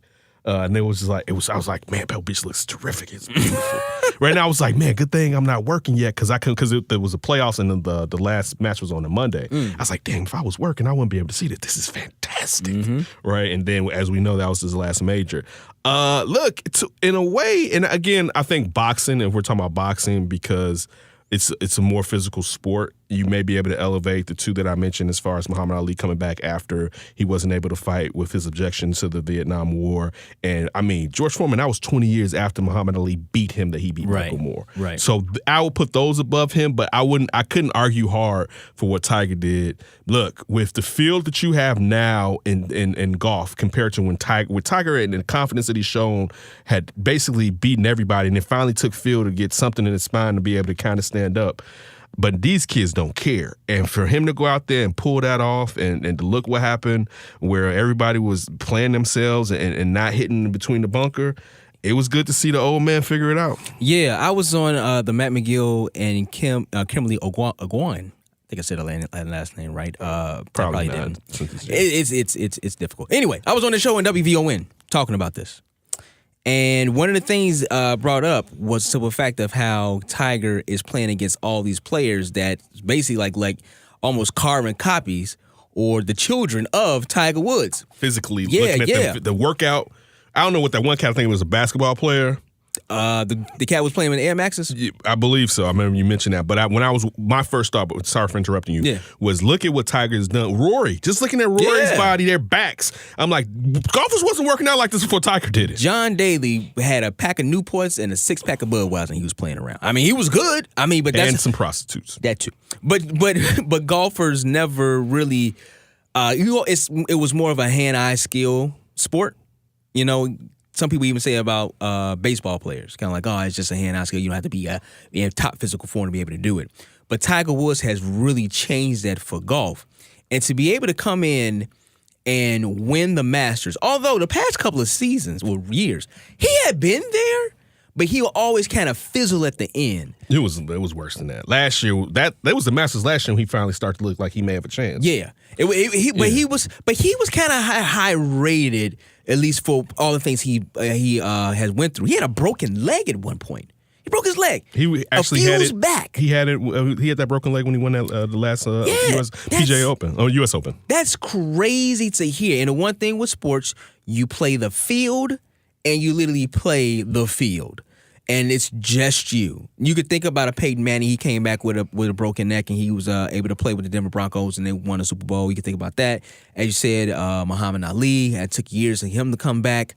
I was thinking about Michael Jordan, the simple fact of just coming back and playing basketball at a high level for a 40-year-old man. That was something to behold. Yeah, but he didn't win anything. He didn't win anything. This is for the winners. And this is all, for the most part, at least two of them besides Muhammad Ali, those are team sports. So you have other people to lean on and try to, and George Foreman. And George Foreman. Yeah, George Foreman too. Right. But no, looking at what Tiger Woods did and what he has done to be able to come back to, man, it's phenomenal what he did. It's phenomenal. I got one last entry, but it's still going along with somebody I just mentioned. It's George Foreman. And it's not even defeating Michael Moore 20 years later at 40-something, almost, I think it was 50, around He was there, 50. that nobody expected. Mm-hmm. It's after that coming out or co-signing with the George Foreman grill, which could have been the Hulk Hogan grill. Yeah, could have been Hulk Hogan. The racist grill. Yeah. Grill your meats on this racist. Hulk Hogan. I can smell the hate. You smell them ribs, brother? But look, that's the biggest one. How he flipped it with the George. That's bigger than what Tiger did the Masters. The George Foreman grill was bigger than what Tiger Woods did. Man, I know you had one in college. No, I had one when I first moved out of my first But apartment. you get the point there. Oh yeah, but somebody had one on the floor. We was living off those George Foreman. Yeah. People was like, man, you got. They still make those. They still got them. Yeah, that's definitely. Now it's just a panini press. Yeah, It's the panini press. Yeah, it's just a panini press.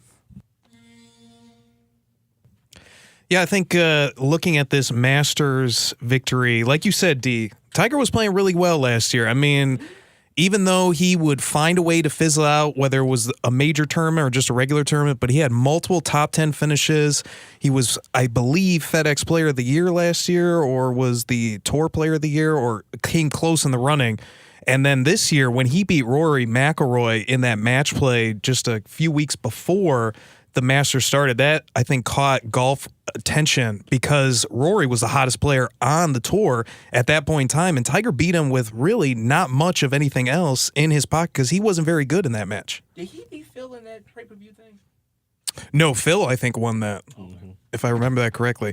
But that was just a bunch of they was having fun. Trash out there. But I would say in terms of historic, I mean, I think you could put this up there with any individual in terms of this redemption. I mean, that's side by side with him hugging his dad in 97, then hugging his kids in present day. And they never saw him win a major before. They just knew Tiger Woods was great. I thought it was just sensational what he did and how he was able to, like you guys said, wear out all that good talent. Brooks Koepka, who is going to be a real stud in golf. He was able to hold off Francesco Molinari, who's a real stud. And Molinari, he took over the lead from Tiger last year in the Open Championship and won that. So really impressive for him to stay that mentally strong. Question. Do you think Tiger had an idea to set up the side-by-side? He knew, because it was only his son right there, right? And his daughter was there too. No. I meant that was right there. His daughter was back there with, I think, the girlfriend and his mother. Yeah. But the son was right there to kind of where his father was. Was that semi-stage? Like, listen now, boy. Or the son's like, I know I got to be where Granddaddy was, because it could, like, let's be like, because initially when they played it, when they played it, I was like, well, that was a great moment. But it was like Tiger knew as soon as they interviewed him that he was like, oh yeah, that moment right there, and I was like, they set that up. I'm sure CBS probably told him like, hey, listen, if you pushed win your ass right there. Yeah, no, he probably even took the Tiger before, like, listen. If you win this, it'll be very cool because you know your father hugged you right there. We gonna have you. We gonna have your son right there too. I don't know what's gonna happen. What about my daughter? Nope. Nope. Going too far. Eldrick. I like how you guys are just downplaying this beautiful moment that Tiger had out on that course, being cynical with these conspiracy theories. I didn't say that. You're sporting. You know that this happens. You're a conspiracy theorist. Accessory. So you don't think so? Accessory to the fact. I'm going to not let that moment at all get spoiled. It matters that much to you? That was my first Tiger major. Yeah. That's first Tiger major. It's not like you were 10 then. You just was like, I don't care. Yeah, I hated golf. I was like, this is the dumbest game ever. And now I'm watching the Masters every year it comes out. Next, up for grabs, let's move over to the NFL. Hey, Seattle. We got a deal. Go Hawks. Go Hawks. But I'm going to see y'all in the morning. Good night. Time for y'all to go to bed. Finally, we can go to sleep. See y'all in the morning. Russell Wilson signed an extension with the Seahawks to become the highest paid player in the NFL. Assuming for a second that the best player should be the highest paid player, where does Wilson rank among the NFL's elite, regardless of position? Well, I know one person he's better than, Andrew Luck. We can't have that discussion. How long is that going to last? He won't be better than him after this year, Betty. Listen, I am a fan of Russell. I think a lot of people are fans of Russell Wilson. Except for what he did over the night when he was sitting there with the chain on in bed with Sierra. It was like, all right, brother, we know. Well, he's flexing. He's trying to say, hey, man, I got the money. Listen, I got chains like Robert Kraft. Robert, you think you're the only one with chains out here? I kept her up just to do this. You know why she up right now. Listen, you get that contract, 100. No, how much was guaranteed? No, 65. 65 was guaranteed? Yeah. Man, listen, I think he's 30. He's Aaron Rodgers is at 33 point something. He's at 35 point something now annually. The Seahawks last season made to the playoffs on the back of the great Russell Wilson. True, but that defense was playing better too. The defense was playing good. And also, too, man, when you have a young guy who's able to come in, he was a third-round pick? Yes, he was. Third-round pick, able to come in with the team, with the defense like that, and go to 2 Super Bowls. Should have won both of them. But win a Super Bowl, show. He threw the interception. I'm just saying. He does not get blamed. It's funny, he doesn't get blamed for the interception he could have audibled out of. He should, no, I agree with you. He should have. I'm putting it on you. I'm putting this on the world. Oh, okay. This isn't a you thing. This is the world. People are like, man, he doesn't take a hit for that interception. He threw a bad interception. He should have audible and just gave it to Marshawn Lynch. But when you're able to go in as a young player and establish yourself as being a top-flight quarterback, being drafted low, able to win, and then really show no, I'm that dude. He's going to get other smaller quarterbacks at the same. He already did. It's called Baker Mayfield and it's called Kyler Murray. He's going to have more. They're going to be smaller, not smaller. They're going to be other Russell Wilson prototypes out there that's able to get paid. Man, I'm happy for him. I'm happy for him. I'm a fan of him. This question. Should other NFL? Where does he rank? Oh, because he's saying he's paid as number 1, but where does he rank as? He ain't the best NFL player. He's not number 1. He's not even in the top 10. He's not in the top 10. We talking about players overall, even quarterbacks. He said players. He's not in the top 10. He's he's somewhere between 10 and 20. Yeah, I may be able to go 10 to 23. I give you that. Yeah, I give you that. Yeah. I give you that. You can look at a lot of D linemen. You can look at other quarterbacks. You can look at some running backs. Maybe 1 or 2, maybe wide receivers. Yeah, that's probably better. How many of them are? No, you said best player. So let me ask you quick: who's a better player, Antonio Brown or Russell Wilson? I would go Russell Wilson. But who? Okay, so Antonio Brown is a top 2 receiver. Russell Wilson isn't a top 2 quarterback. Yeah, but the premium of that position, like D said, but that's not what you said. You said the best player. But that's what I'm saying. Doesn't that go into the conversation? D said it. They rode Russell Wilson into the playoffs. The Seahawks didn't ride Antonio Brown to the playoffs. Or let's do this again. If you had an NFL draft, where would you draft him? I would draft him easily in the top 10. Hell to the no. I think he's close to 10 than he is to 1, but I would be in the top 10. Russell Wilson is pretty damn good. If you had a chance to draft, let me ask you this. So we already know Brady is higher than him. Yeah. Rodgers is higher than him. Yeah. Aaron Donald's higher than him. Yeah. Khalil Mack's higher than him. Yeah. Is what's his name down in Kansas City? Quarterback. Patrick Mahomes? Yes, Patrick Mahomes is higher than him, right? See, I think it's hard to now. But you're starting to get in the gray area. I haven't finished. But I will say this though. You're bringing out. You said Donald. You mentioned Antonio Brown. Mm-hmm. I think Julio Jones. Now we may say because Julio Jones is getting up there, I think Julio Jones is better than him. See, this is the thing though. I think it has to be, and although we already say this, it's a premium on the quarterback position. How much they affect the game. You can't ride in the playoffs on the back of Julio Jones. You can't. You could probably say it with a Khalil Mack because how much he affect on the defensive side of the ball. But if you have a trash quarterback, how much has Atlanta lived off of Julio Jones? Not touchdowns.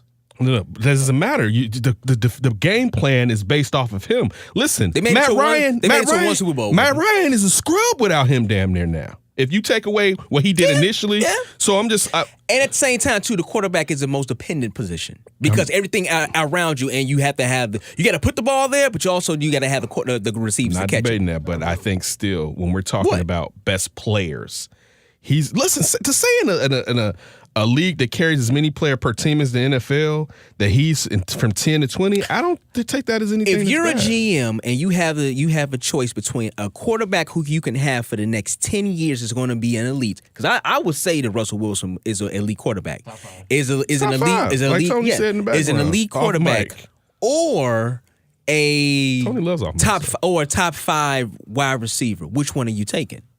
I would take. I think you're going to. But see, that goes to my point. That benefits my point. Because everything you're saying is valid. But the only thing I'm saying now, to go along with what you say, if we line up the top 5 receivers, the top 5 defensive linemen, the top 5 the linebackers or the top 5 defensive backs, Now, I'm going to take about probably two of those in each of those categories over him based off of where he is to the quarterbacks that are in that ranking too. So that's the only reason I'm saying now if it's a league-wide draft. Now, your points is valid. If it's a league-wide draft, I mean, but look, if we're playing fantasy, we don't go get the quarterbacks in the first round, do we? But we ain't playing fantasy. It is all fantasy. No, we ain't playing fantasy. But if you're a GM, you're gonna take that quarterback. But you know another reason why that benefits me to keep going with this if we're gonna play devil's advocate. Keep going. The contract. Most teams don't want to sit there and be humstrung with the quarterback contract. Be like, give me that quarterback contract, and I'm not gonna be able to build nothing after we do this new draft out here. What are we gonna do with the rest of the team? Because I got to pay him, and I got whoever else on my team already. It don't matter for players like Russell Wilson. He's part of the group where you pay him the money and you figure everything else out. I can get Matt Ryan where you're unsure. I can get other quarterbacks outside of Rodgers, Breeze, Rivers, Brady, Wilson. Mahomes. Mahomes is in there. But the other guys, I can see why you may not want to pay him that money. But those guys, they're worth it because you know they're going to raise the level of play of the other people around them. Having an expensive wide receiver is a luxury. It's not something that you need. Right. You just need somebody that's fast, that can get open enough for your quarterback to get it there. The offensive line, I would say, is more important than having the running back and the receivers. But as we can see, the Seahawks went to the playoffs with a trash it was better this year, line. It was a little bit better, but compared to the years before. He's been running for his life for a long time. So he's one of those guys where, yes, you can pay him that money and it'd be worth it. But where do you didn't put where you rank him at? Who, Russell? Yeah, Russell. 5. Okay. In the whole league, 5, not quarterbacks. Oh, not quarterbacks? Yeah. I think he's a top 10 player. Okay. Not the 10 to 20 range, but I think he's a top 10 player. I think a lot of people thought that Seattle was going to be like literally done. And like you said before, he was running for his life a little bit, but last season it kind of like really showed him like, oh man, Russell, okay, all right, you earn his money, and Seattle beat the deadline that they set amongst themselves. Like, no, okay, he set that deadline. I thought you said Seattle said it. No, he said. Oh, he did it. Oh, he said, oh, y'all better give me my money. He said it wasn't going to negotiate. Oh, well, they gave him his money. They believed in him. Yeah, I would go like what Tony said. I would say top 10 for Russell. If you don't move to the next segment now. And now for the next question. So, since we had Shawn Highkin on, let's talk a little NBA. We've been talking about the Nuggets for the last 3 months. And what was our question? How are they going to react when the playoffs start? Yep. They did not do a good job in game 1.5. I don't know how they're going to play in San Antonio. Go ahead, Shaq. You see the Spurs played well in both games. It's hard to beat the system. They won this game because young fella had a breakout second half, breakout fourth quarter. Can he do that in San Antonio? I don't know. They are always going to control the pace. They always have. They're always going to play the right way. There's little margin for error when you play this team. They struggled in San Antonio. I think they're still going to struggle. They need to get one of those games. Can they if the system is on full blast? I don't think so. Every opening round NBA series started over the weekend with quite a few first-round upsets. What do you make of the upsets, if anything, and do you see any upset brewing that you didn't before the playoffs started? Man, listen, that Orlando victory was... No, I don't think it's going to be an upset. I'm just talking about victories. But you talking series or just game? Part one of the question is, what do you make, if anything, about the games? Okay. And do you see an upset brewing that you didn't before the playoffs? Okay, so I thought you was talking about, you said Orlando, I'm thinking you're talking about the series. No, but listen, I think that Toronto should beat Orlando. But I'm just still saying I didn't think it was going to look lopsided. And we said this, Kyle Lowry can't be Kyle Lowry. And Kyle Lowry has Kyle Lowry'd hard. 0 points. Dude, come on, man. 0 points. So that one definitely like Manti Te'o's girlfriend. Oh, that's an oldie but goodie right there. Invisible. It's always right to talk about Notre Dame. And then the Nets versus the Sixers. Listen, the Nets versus the Sixers. Now, we know that the Sixers came back and won, But the health of Joel Embiid can kind of decide this series, man. I said that. I said, look at the Nets because I want to see how they defend. Now, Simmons had a triple-double. He never done, I think he had 18 points in rebounds and 12 assists or something like that. They showed it out, and I think that last game they scored the most points ever in franchise history. I think 142 points for a playoff game. But they gave up 130-something, though, right? The Nets can beat the 76ers. They can beat them. I don't know if they will. They can beat them. With who? Man, I'm with you. I'm with you with Joel Embiid's health. Simmons, who you don't like the way he plays basketball, Tony. I don't think you're a big fan of Simmons. You're an avid Simmons hater? I don't think you're a big fan of Simmons, are you? In his rookie year, because I figured, he'll fix the shot, right? Okay. Yep. Because you come in with a bad jump shot, it's like he didn't really try. There you go. So I think with the injury to, I would say your best player on your team is Embiid. Yeah, definitely. And then you have Simmons, who can be kind of like herky-jerky. That gives Brooklyn, who's a good young team, and they went into Philadelphia and won that first game, I would think that's probably the most potential to be an upset. You don't think it's San Antonio and Denver? I was going to say that, and I know I kind of bigged up Denver being the second seed in the West. San Antonio was always there. I don't know, but you know what? Maybe is that yours? I think it's logically. Is it logically you think it's San Antonio and Denver? Because I know you're not a big fan of Denver. You're not a fan of them. I think going it's early, far. It's early because I don't think they have a bona fide when it happens and it gets to this point. I'm the guy because it's hard to do that with Joker, and Jamal Murray is a nice player, but I still don't think he's to that level yet. And in the playoffs, I'm a proponent of we have to know who the damn ball's going to, especially if we're not Golden State. For real, we have to know who does this become as your team? Get him in his position that the easiest way he can score. Get out the way, and you have to have that. So I don't think Denver necessarily has that. They have a lot of depth. They have a lot of depth, but I don't think they have that. And man, so that's probably. Are you banking really on Pop's though? Pop's experience. I'm not just banking on Pop, man. Listen. The white dude from the G League that they got that's standing there for Murray since Murray is out. You look at Aldridge, and we know how Aldridge can be, but he's played well the last 2 seasons. Yes. You look at as mercurial as he might be, and I'm not even dissing him when saying this. You look at what Cap has got out of DeMar DeRozan this year. No, I mean it's Pop. I meant to say Pop, but Kaepernick's on my mind. But it's Pop, and you do have. They got some players. It's not like they don't. I mean, it's not like he has Orlando. Yes, where you'd be like, give me 5 Orlando players. They're the 7th seed out west. So yeah, yes. and that's with key injuries this year. All right, like Walker never came back. Murray was supposed to take the point guard role and go to another level this year. Okay, so let me ask you this then. Off those 2 series you just talked about, Philadelphia and the Nets, Spurs and Denver.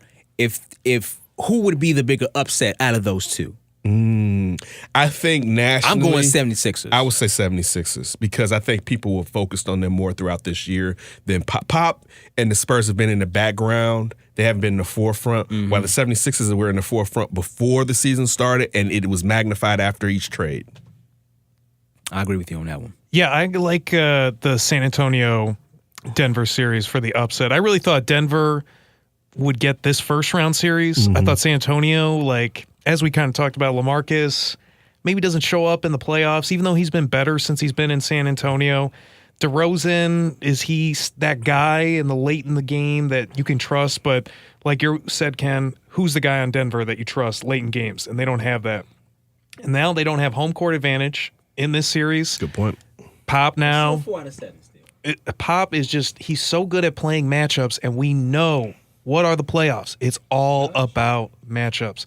So I slept on Pop a little bit, and I feel bad about that. Yeah, you definitely did. And Tiger Woods. I didn't sleep on Tiger. How old are you?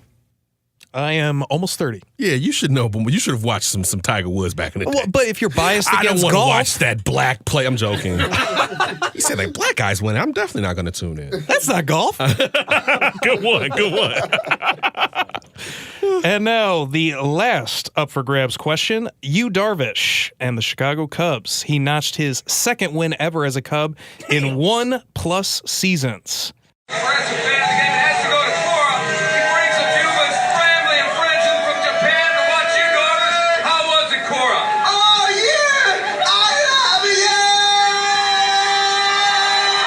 Even with the win, Yu Darvish somewhat struggled, only went 5 2/3. Has Yu Darvish had the worst start of any big-name free agent in Chicago sports history? That's a good one. Nah. I'm thinking the start of Albert Bell on the south side. He took off. Eventually he took off. But I'm talking about the start. You said the start, right? Start was the bad. start was bad. I'm trying to think, is anybody, you talking about like a big time free agent coming here? He may be number one, but It can be even acquisition if you want. This is the thing. I'm thinking Brian Cox with the Bears. Yeah, that's a good one. I'm thinking Ben Wallace with the Bulls. Ben Wallace was robbing the Bulls, boy. He was like, he still had a Piston uniform up But under that bad boy. it was so much of the turmoil, I think, from the front office, the whole thing with the headband. Dude, it just didn't he was not the same right. He was not. A defensive play like that is all effort. Yeah. He was not the same dude. It was rebounds for him galore to go out there and get. He was like, I'll take 8. All right, like, and then again, I still think because one, it's right there in our memory. It's recency bias. So, but also, I mean, you giving the Cubs nothing. So he could easily be. And I think I know I'm missing some people. Wait a minute, hold on. Who was the Bulls player? Was it Rodney McRae? No. Rodney McRae. He had the braids and he wore number 32. No. You're talking about Eddie John. No, you're talking about Eddie Robinson. Eddie Robinson. All Jaguars. All his contract was spent on Coogee and Jaguars. My God. They thought they had something. That dude had nothing. That's a good one. Eddie Robinson. Robinson might be the one. It was a good one. He could jump. Yeah. All he wanted was Jaguars and Coogee sweaters. It's like, you want to get paid cash? He's like, Jags and Coogee sweaters. I'm trying to think of somebody else, though. That's a good question. I don't know. I've never been a Yu Darvish fan. David Wells. On the south side? Mm-hmm. Yeah, that didn't work out. What's his name? Milton Bradley? Oh! LaTroy Hawkins. Good one. Now, he played well for this team a little bit, but he almost killed the fan, Tony Phillips. When he took his uniform off and went into the stands, like, you still talking?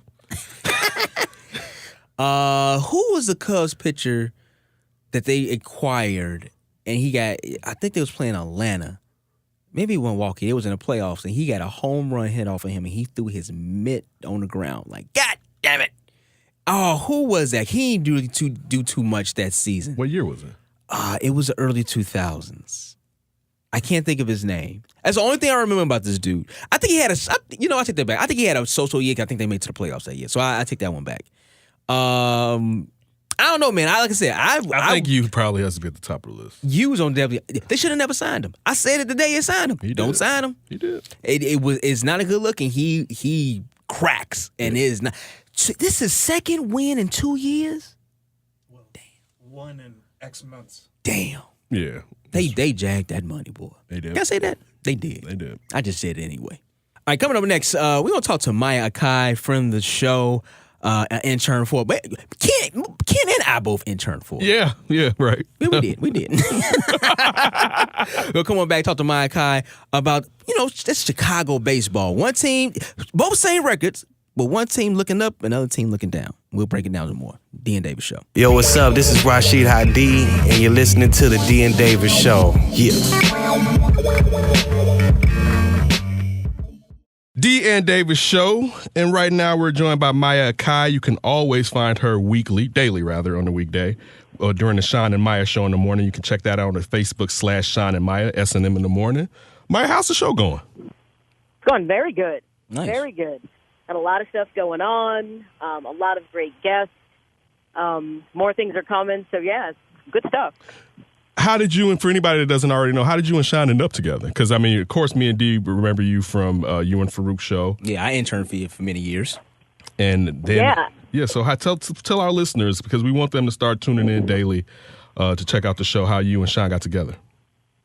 He actually was a guest on my show when I was on WVON 1690, the Sports Cipher. Everybody remembers that, with Farouk Pasir. And how he got dialed in, though, is, for anybody who might know the name of Dami T. Pongo, he's like, hey, I got this sports show on VON. You should, call in and be a guest. and it's been history from there. We've been working together and doing projects ever since then. And that was like back in, 2015. Yeah. Oh, he was on when I was interning? Yeah, you probably don't even remember. 'Cause, we had so many different guests. We on. did. Yeah. Wow. Yeah, he was a call-in guest. He never came in studio. He was a call-in guest. Okay. Yeah. All right, let's get to this baseball. I don't know. Looking on, I want to do South Side and definitely North Side, but starting on North Side.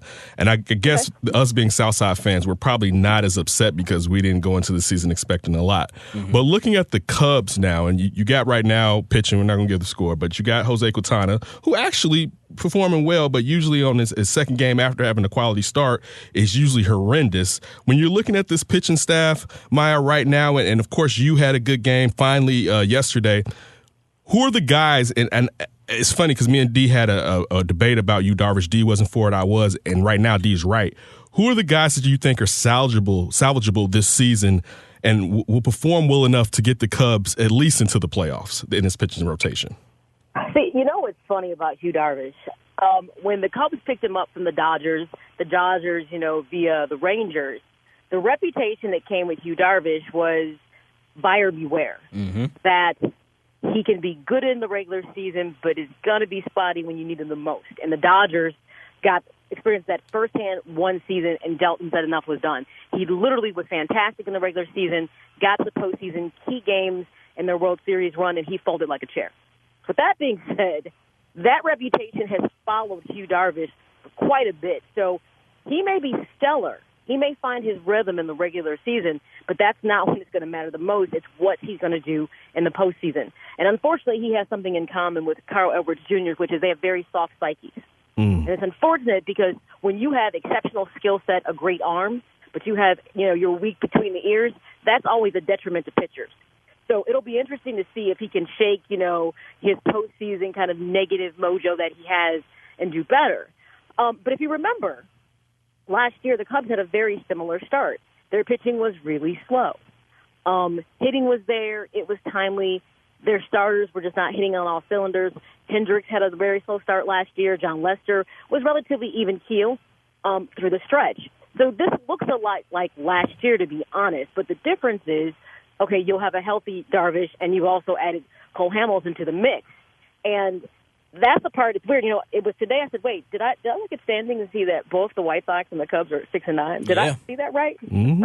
And it was funny because that's not a narrative we thought we would see starting the season this way, especially on the north side. So it'll be interesting to see if they can shake off kind of the early season blues across the board, get it together. It's getting warmer outside, start to pitch better. But one of the things you also have to keep in mind with the Cubs schedule, it was very heavy with 500 or better teams for the beginning of the season for them. So it was easy for them to get behind the 8-ball because of the fact they were playing red-hot teams.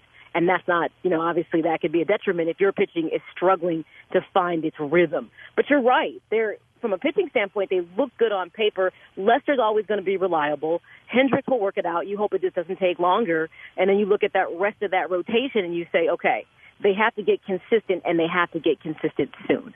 Dan Davis on the line right now. We have Maya Akai, co-host of Shawn and Maya in the Morning. You can check them out at facebook.com/Shawn and Maya. They're on Elliot's radio station. Yeah, we're there Monday through Friday. Logic. I'm sorry, I blanked on Logic. We love Elliot. Yeah. I blanked on Logic. Maya, wait. I've seen you debate on Carl Edwards Jr. maybe last week on Twitter, and you were right. Yes, you did. Look, and it's funny with someone that you respect, because it's like, I got to check this one out. Right. So you just go into the thread like, okay, Maya. Look, and you were talking about, and you weren't someone that was just talking about recently. You were talking about going back years about the mental weakness that you just pointed out of Carl Edwards Jr. And I hate to be someone that's talking about body language, but even when you looked at that Atlanta game, and I remember watching it thinking like, he looks shook out there. How can do you think he's going to be able to come back and be a stable force in the Cubs bullpen? And add to that your thoughts on what we found out today of the importance of the racist IG messages that Carl Edwards reported he was receiving. It's interesting because here's what, you look at Carl Edwards Jr. and he looks like he's about 12. He's 27. So that's the first thing you have to put in perspective is everything has a shelf life of when you think it should start actually producing something and you're not still working on expectation. This was a season that the Cubs felt, given the amount of starts that he has had at the major league level, that he should be doing better. And I don't think that was a wrong expectation, given the amount of time they've invested with him at this level. But when you manage to get a 32 ERA, and if you know anything about ERAs, I was like, in 4 games, he had a 32 ERA. That means he did absolutely nothing. Seriously. And every stat from walks, on base, all those things that make up ERA, he was horrendous. And this was at a high expectation for him. And he's always been very mental. It's like when he's on, he's hot. When he's off, he's walking everybody. And that's part of the problem. They were looking for him to be more consistent, especially with Morrow not being available yet that they got from the Dodgers last year. And there was Strope was out, but then came back and he's not fully being used. It was like, okay, can we lean into Carl Edwards Jr.? And then you lose Mike Montgomery for a bit. So, there was an expectation that he was going to be reliable. And I don't know if he just doesn't do well under pressure. Maybe it was too much at this point. Understand this. Even if you're getting, messages on, social media that are negative, people have to learn that comes with the territory. You have to be thicker skinned. And I'm going to be honest. If somebody throwing shade at you with somebody you don't know and you can't process that, shame on you. So he needs to be on somebody's couch getting therapy. And I said, what's crazy about this is he's already mentally soft at the major league levels. It was a blow to him to have to go down to the minors. I don't care what anybody says. Oh, yeah. So he has to work even harder to say, I wasn't even good enough at this level, and they sent me down here. So he has to perform. And here's the thing. He could go down to the minors and blow everybody away. And think about it. He should be able to do that. Mm-hmm. It's never indicative of how good you are, what you do in the minors when you get sent back down. It's like, well, you should be overwhelming everybody, and you should be better than they are because you've already been at the majors, and you've seen so much, a higher level of talent. So I understand, it can be difficult when people are saying negative things at you, but if he's this soft-skinned, it's really a problem. I don't know how you work with somebody who is really legitimately that mentally soft, and I work in the mental health field, because it's like at some point you have to understand you're here because you belong here, and adversity will come with it, and you have to learn how to adapt, and if not, then perhaps you're not cut out to be a major league reliever pitcher. Maya, if you was a Cubs fan, and you're looking at this division they're playing right now with Milwaukee, Pittsburgh, and St. Louis are doing very well. They're over 500. Would you be shook? Like, man, you know what? Maybe this not our year again. I know plenty of Cub fans, and I'm always a person that, even though I'm a Sox fan, I love baseball. Mm-hmm. And I think from a perspective of, I watch everything that teams do in the off season. I even watch other teams when they're not playing the Sox, because I'm always curious. Like, I want to see what the Padres are doing. I want to see what the Phillies are doing. I'm a Dodgers fan as well. I'm always watching the Dodgers. And so, to me, one of the things I said early on, this will be the season for the Cubs. If they win this division, they've legitimately earned it, because their playing field has been leveled in their division. Milwaukee is no longer in development stage. You've already seen that. Yep. They've gotten better, and they've started consistently. St. Louis, this is going to probably legitimately be a bounce-back year for them. They were doing it last year. So now they'll get back to probably where you're used to seeing them play at a higher level. I said, and then you've got those other teams like the Pirates kind of surging, and the Reds might always kind of be in a weird position. So they've got a lot of teams respectfully in their division that are good. So if they win their division, and I'm not one to say they will, I said if.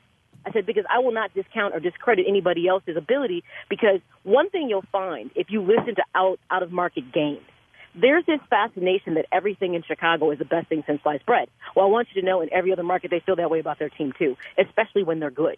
So with that being said, it can look good on paper. Yes, you have talent, but so does Milwaukee. So does St. Louis. A lot of other teams are equally as good. So I don't know that you should necessarily panic right now if you're a Cubs fan until, let's say, you're getting deeper into May and they keep getting deeper in the hole.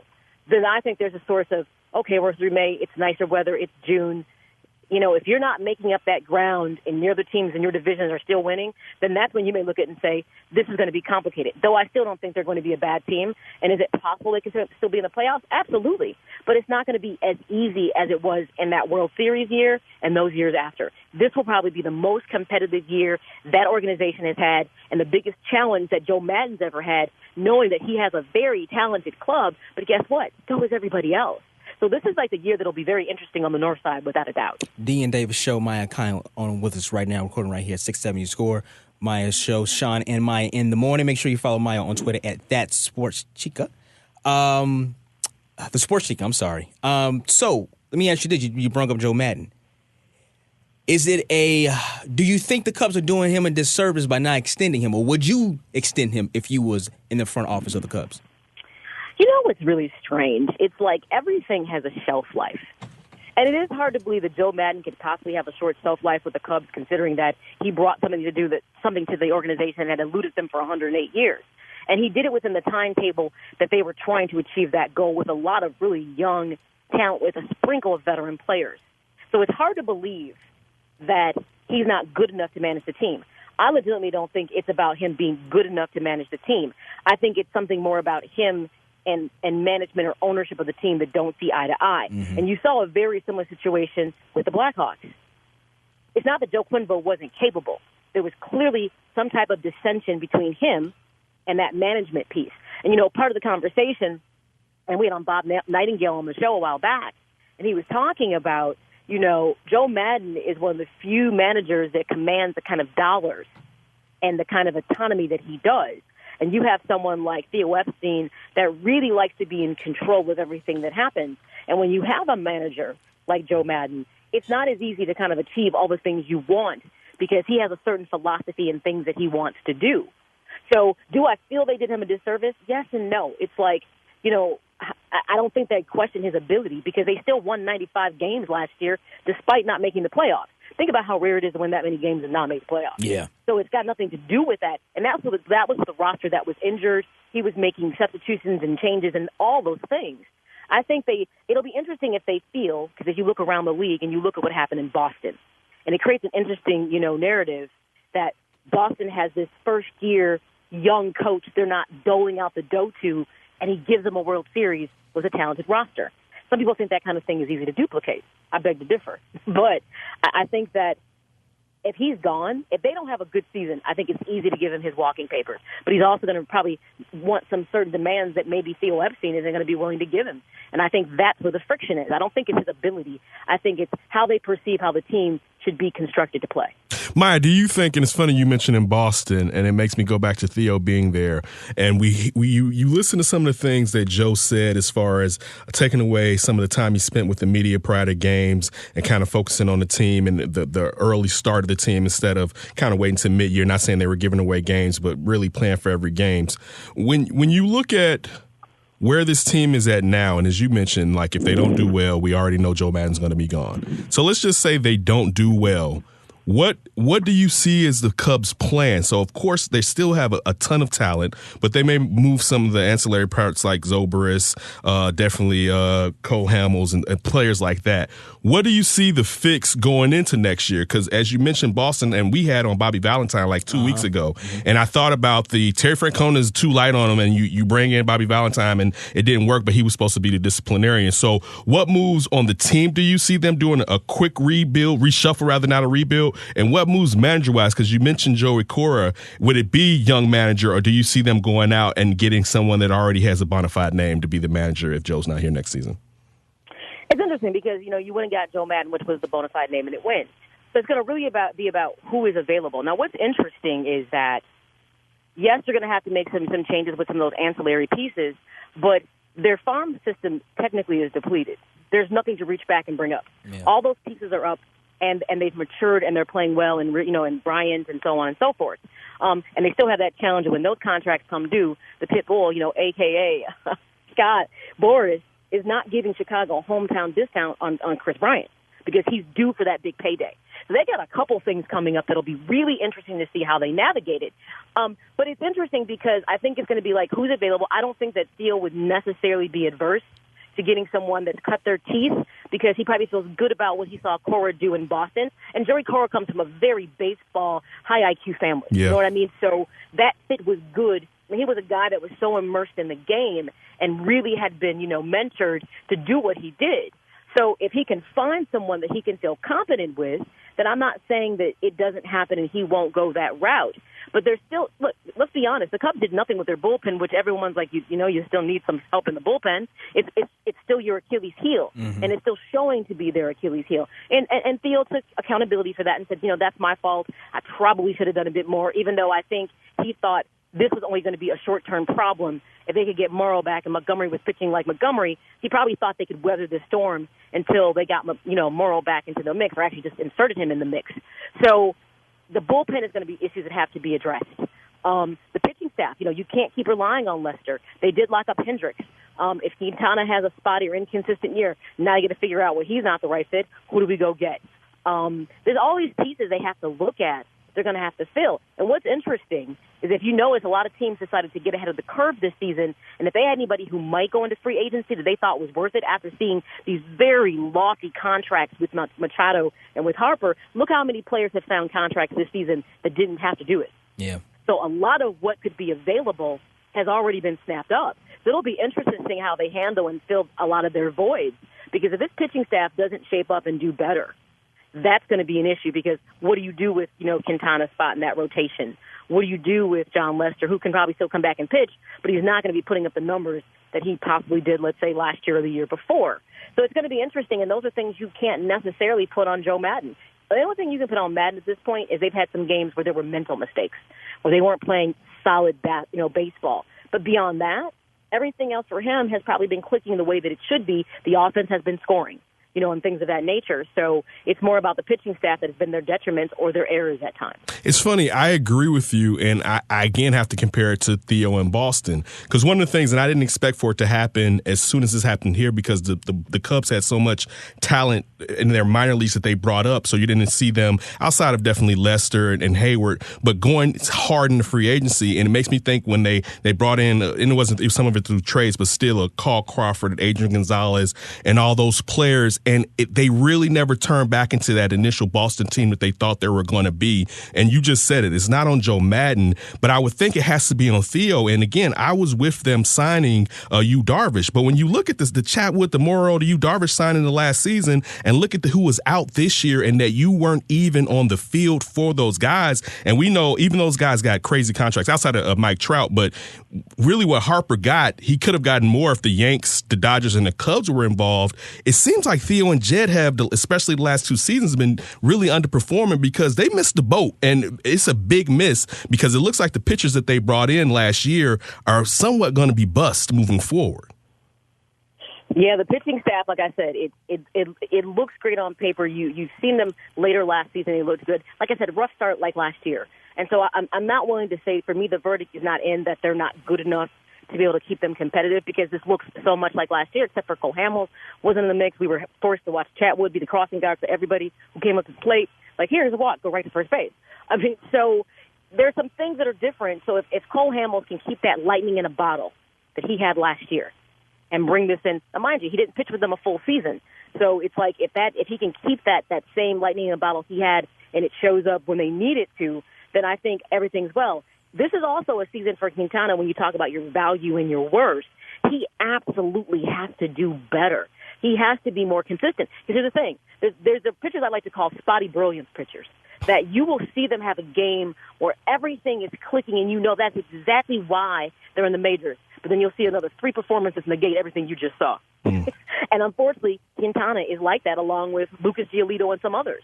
So it's like, this is a season for Quintana. You can no longer be saying you're enabled because you are an organization where you are not surrounded by talent. You know what I mean? You are surrounded by talent. So now you should be taking it to that next level, because the expectation is so much higher. But maybe that's an issue as well. Maya, I can actually say they have. I can actually say the same thing about Cole Hamels and Yu Darvish. I think they got 3 guys like that. You look at come across from other teams are coming here eventually, especially with Cole Hamels, maybe kind of like the twilight of his career. Maybe a twilight, but kind of on the other side of his career. They have 3 guys like that. If you have 3 stars like that, where you just don't know what's going to happen with them throughout the season, that's not a good makeup. You're not probably going to have a good season. And also, too, a lot of their young players, can we actually say they have already hit their plateau? So where else do you go? Well, it's interesting. When you think about Rizzo, you think about Bryant, you think about Javi Baez, to me, Javi Baez is probably one of the most dynamic players on that team, that people respect him, but I don't think he gets the respect that he should. Mm-hmm. It's interesting because this is now what we're seeing from all of them, this is probably what you can expect them to be at the MLB level. I'm not saying they've hit their ceiling, but I'm like saying the chances they're going to get better than what they are is probably, I'd say, a 10 to 15% they improve. Mm-hmm. But generally speaking, where their skill sets are right now, this is who they're going to be, which, by the way, isn't a bad thing by any stretch of the imagination because, Bryant, before getting injured last year, he was set to have career numbers, and to improve upon where he already was. So you can't expect for them – people sometimes forget they were really young, but they've been playing at this high level for a while. So this is really the type of MLB players that they're going to be at this level. So you're right. So you look at this and you figure out then you got to deal with a guy that's Addison Russell. He'll be dealt someplace else and have to redo redemption, that penance someplace else to get on the field. But besides that, you look at everybody else. Is Schwarber really the right fit? Even though he's tried hard to be, as good defensively as he can be offensively, but when his offense falls off, you scratch your head. You're like, oh, this is not going to fit. He is who he is. You've got Bodie. You got so many pieces that they all have to perform at a certain level if this is going to work. And the question is it good enough? Dan Davis on the line. Maya Akai, follow her at the Sports Chica. She's the co-host of the Shawn and Maya Show. You can find S&M on Logic Radio and also on Facebook. Watch it every weekday. Maya, real quick before we jump into the Sox, you mentioned something, and it's been on my mind. You look at the contracts that Ozzie Albies and Ronald Acuna Jr. and Eloy received, and also Snell down in Tampa Bay. And then, then at the very top, when you look at Mike Trout, Manny Machado, Aaron Arenado, and so on and so forth, getting paid. During this hot stove season, a lot of talk was there's going to be a strike. There's going to be a strike. Have the owners done an end around and somewhat averted the strike because the young players are already going to be signed, the young hot names are going to be signed, and the supreme big dogs are going to be signed. It's the B plus players, the Keichels and Kimbrels that are out there in the cold. And will there be enough of those players to get the union to do a strike vote? Do you think? No, because when you get certain contracts, so what the teams have shown, we're not stingy. We're willing to pay if you're worth it. You know what I'm saying? But what will probably be the biggest contention or sticking point for the new CBA that's going to come up is service time. Service time has been a beast for a lot of players like Bryant, and think about Baez. I mean, just look at the Cubs. The Cubs literally have had control of their destinies for a long period of time because they actually blossomed and excelled really early. And granted, they paid him here and there, but not nearly what they would have paid him had it not been for service time. And then, that kind of doing those type of extensions. That'll probably be the bigger sticking point just because Bryant, think about it, could have been getting paid much more money. Think about it. His best year was his World Series year, and yet he wasn't eligible to have a windfall of cash because of his rookie contract. So I think they're going to really be looking at rookie contracts and service times and things like that. Like these processes go on too long for the players. They need a shorter window to be able to maximize their, the best time to get paid is coming off of a great year. Yeah. And if you happen to have that, you do that as a rookie or younger, but yet you're locked into a rookie contract, most of them have, that's the one thing that definitely has made Chris Bryant grimace is like the money I clearly have left on the table because I was locked into a rookie contract. To me, that'll be their sticking point. And I think enough teams, if they don't want to, baseball can't afford another strike. They can't because it really, really hurt them the last time around. They're going to have to be flexible on this. And one way they've shown they're willing to work with players are these absolutely absorbent amount of money they've played to a lot of players. Maya, I tell people that in the streets and they poo-poo me, so I'm happy you said it because your voice has more authority than mine. Real quick, let me ask you, speaking of young prospects, listen, going into the season, I have to admit, I thought Yohan Moncada was Yohan Moncada. Mm-hmm. And I being someone who's been an athlete like yourself, when you look at Yohan Moncada, from going from second to third, is this a situation where one is just took time for him to kind of figure out as he has the beginning of the season, or could a positional move been a factor in why he's playing so well? Well, a lot of it is when you look at the numbers.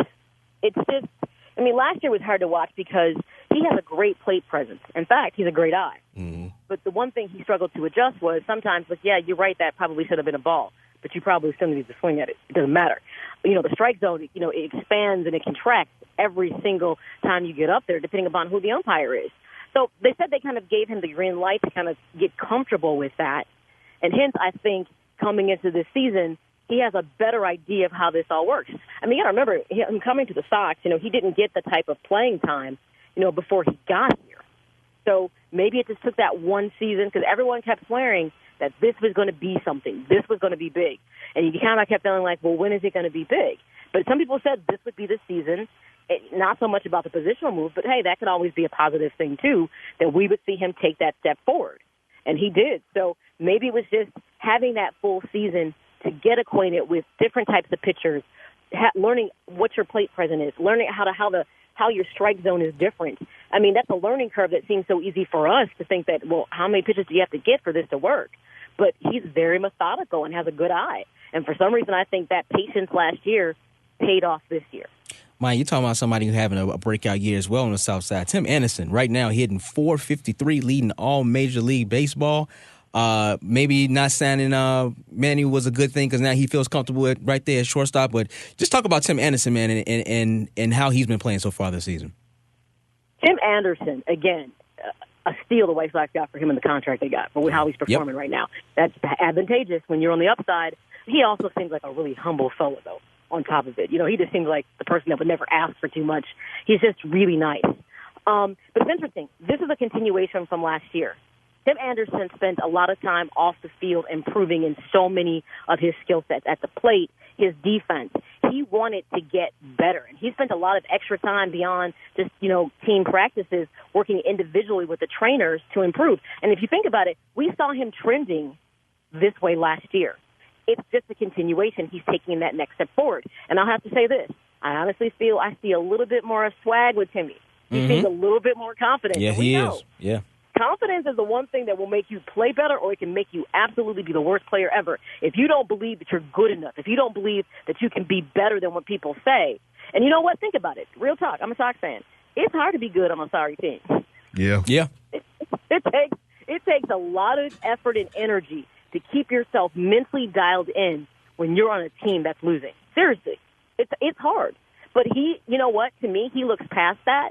And, they're 6-9. So I keep teasing him like, we'll see if they get back to 500. But, I'm not holding my breath on it.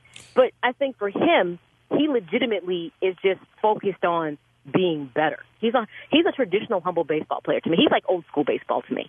And that's the two good things so far on the South Side. But obviously, like you said before, that's 6-9. What are some of your concerns with the White Sox? Jesus. Well,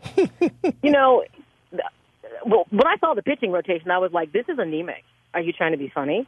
I was like, Rodon, who I still have faith in, he said something I liked. When he got the ball to be the opening day pitcher, he flat out said, look, I didn't earn this. He goes, I'm just kind of a person that's supposed to give it to because of my time here.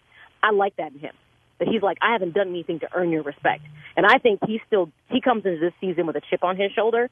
And I personally feel if he stays healthy, knock on wood, and I feel like he will, we haven't seen the best of him. And it's okay. I don't need to see the best of you in April. I need to see the best of you in the stretch. So I'm not worried about him.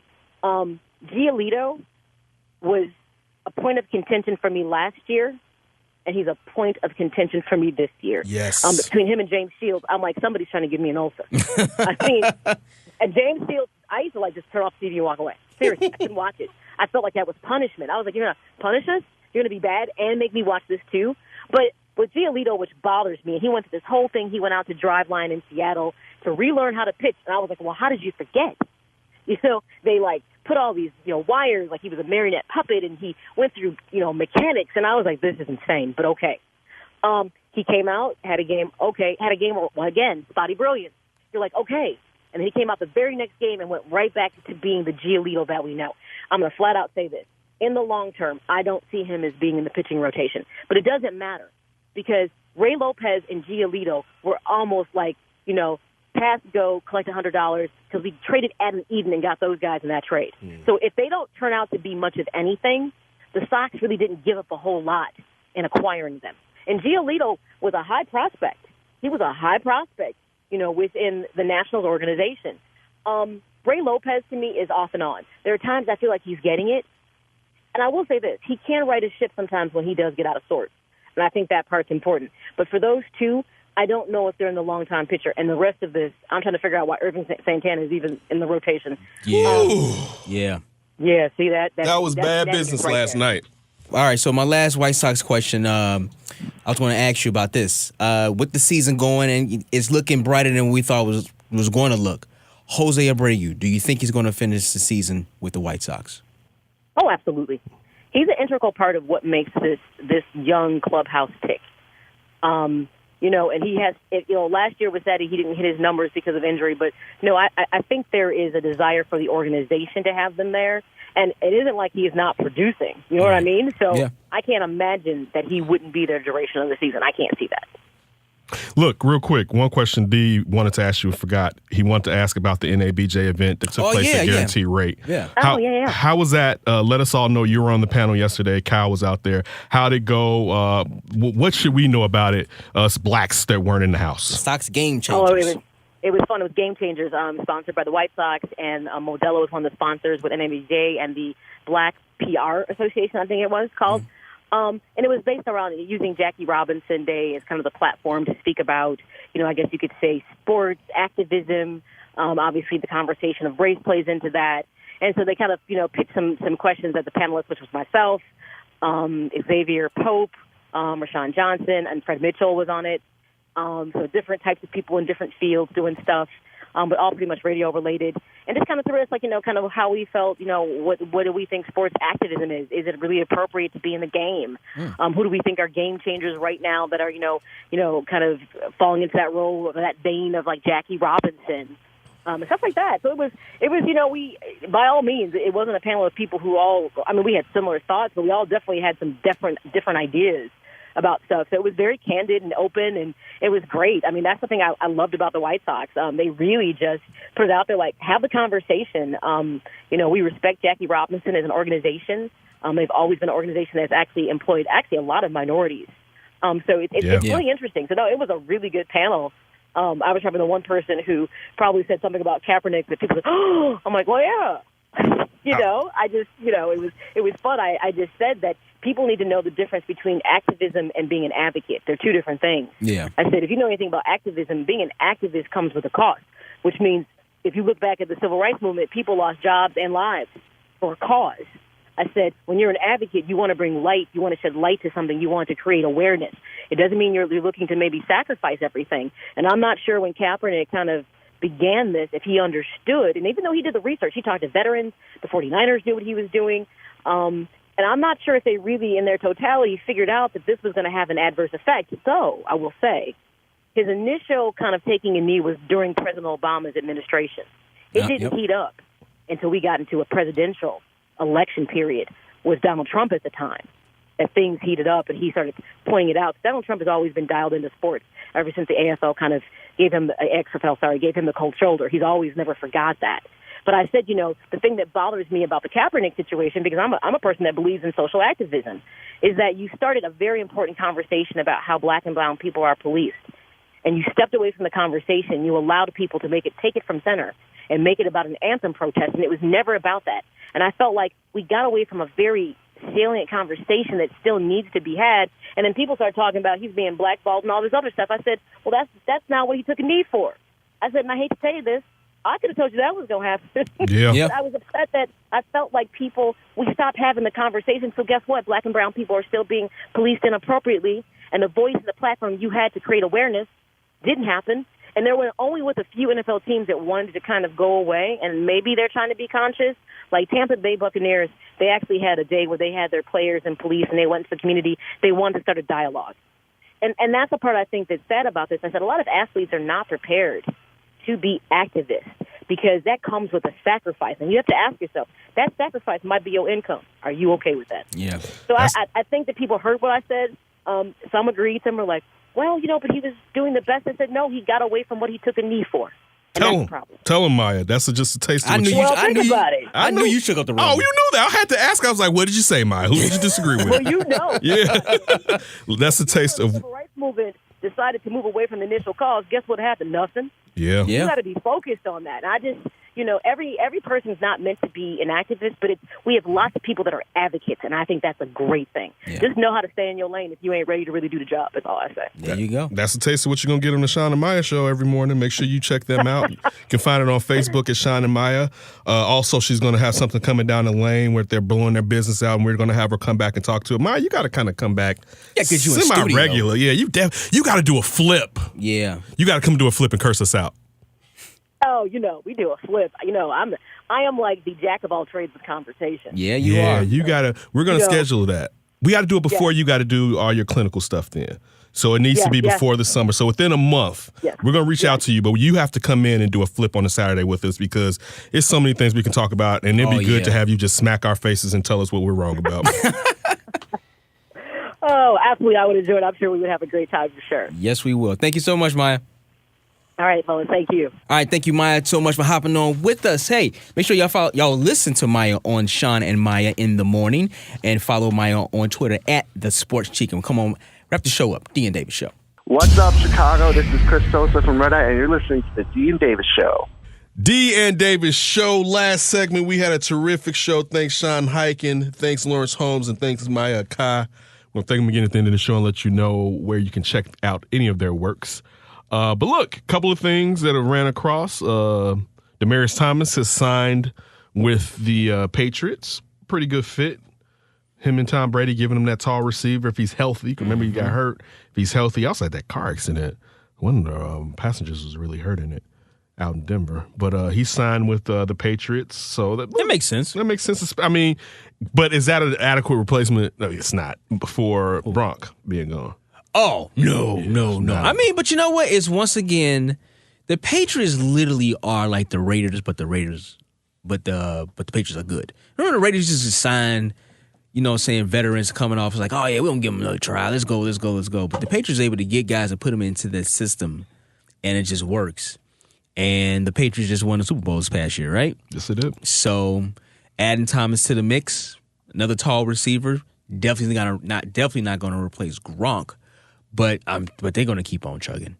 I mean, Gronk was out a lot, too. I mean, he was injured a lot. Now, when he was on the field, I think a lot of people probably argue that he's probably, I ain't going to say he's the GOAT of all tight ends, but he's probably at least a top 3 tight end of all time. And he played 9 years in the NFL. Yeah, but only 2 of them was full season. And 2 of them were full season. He was able to produce like that. Could you imagine if that guy would have stayed healthy? Yeah. Oh, my God. The numbers would have been crazy. You're probably untouchable. Numbers. So, but no, that's a good sign by the Patriots. They're doing what they always do. They're being the Patriots. Yeah, and I mean, it's a guy that has a Super Bowl mentality, and basically he's going to play with 2 of the greatest quarterbacks. Got a ring too, right? Got one with Peyton Manning. Peyton Manning, right? Yeah, right. So I mean, that's definitely, it's crazy just to think about that. Porter Mosley here at Loyola Chicago. There was talks earlier today. I heard it on the Laurence Holmes show. He was debating with Tony and Eli and Campy as far as should Porter Mosley stay at Loyola. They said that he should go to St. John's, one, because it's the Big East. I missed that. Because it was the Big East. And how long is he going to have a chance? Because you got to think. St. John's? It's the Big East, bro. But St. John's? The theory is if he wants to get to a top level, he's got to take this job. Yeah, to get to because how long are people still as Loyola? It doesn't seem like they're going to be able to replicate what they've done in the past. It's still easy to get players to come to St. John. It's a Big East school. How's he going to keep his name hot to the point where he can get that job? So that's why they're saying that right now his window as far as his name recognition may just be 2 to 3 years, and he has to strike while the iron is hot. I get that, but I've said this for a while now, with basketball especially. Football a little bit too in college. Eyes are going to, they're not, okay, it's New York and Chicago, yes. You have 2 private schools. They kind of like, I kind of think of St. John's like I think of DePaul.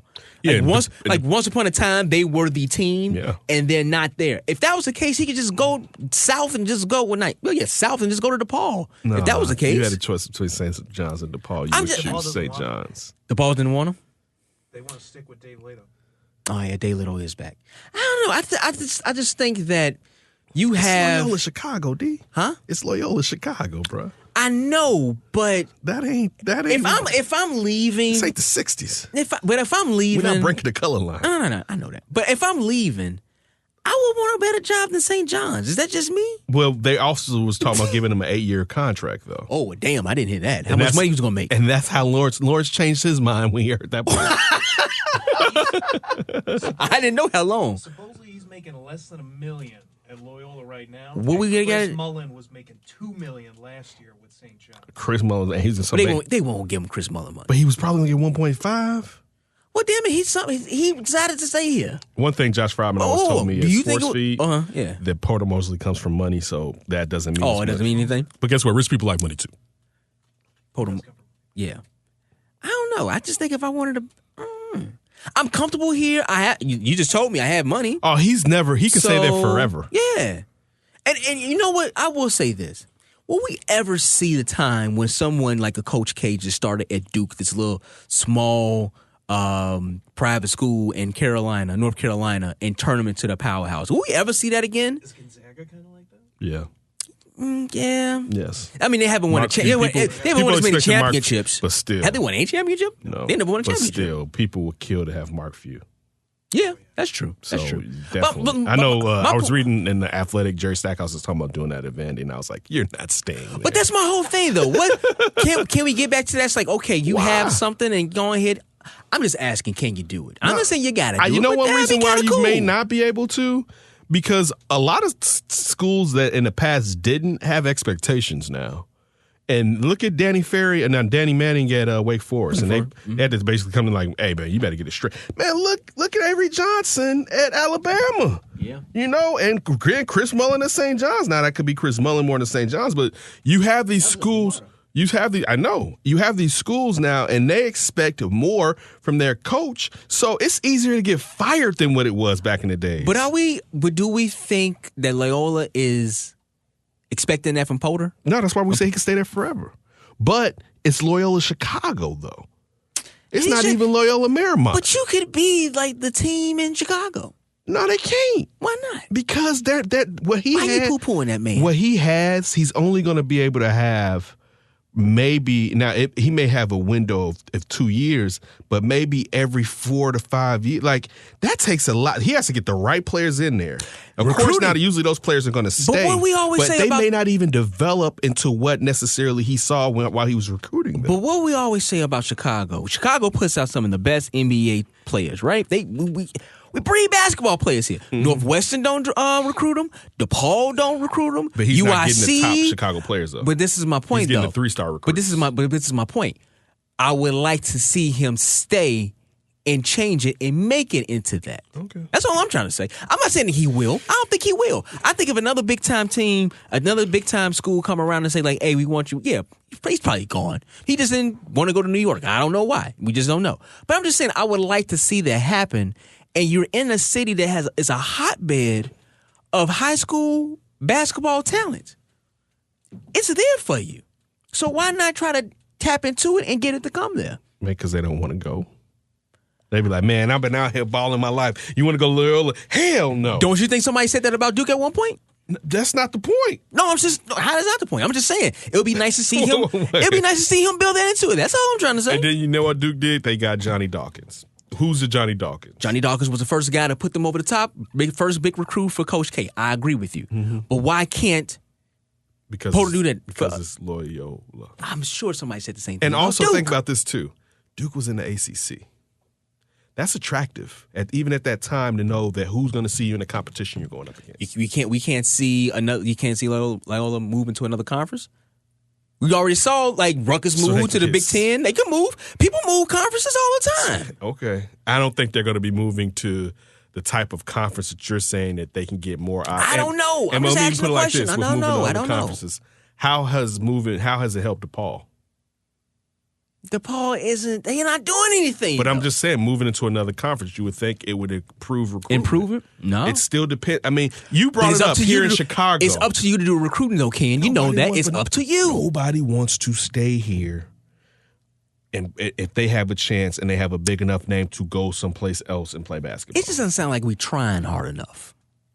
Maybe it's also some school requirements, too, academically. I think that's definitely a bigger point. But look at Michigan. Michigan is a very good school to get into, a very hard school to get into. But Michigan get talent all the time. Look at Stanford. Duke is hard to get in. But Michigan doesn't get top flight recruits. Stanford doesn't get top flight recruits. The only one that gets top flight recruits is Duke because they're Duke. Duke, North Carolina, Kentucky. You still have. But I mean, as far as their academic standard is higher, and clearly we know Duke is cheating with the academics. Let's be honest. Yeah, I agree with you on that. All right, so I mean, it's not even Michigan to the extent of Michigan outside of the Fab Five as far as probably probably has been stringent with their curriculum when it comes to the players coming in and sometimes flaunting those rules like that. Yeah.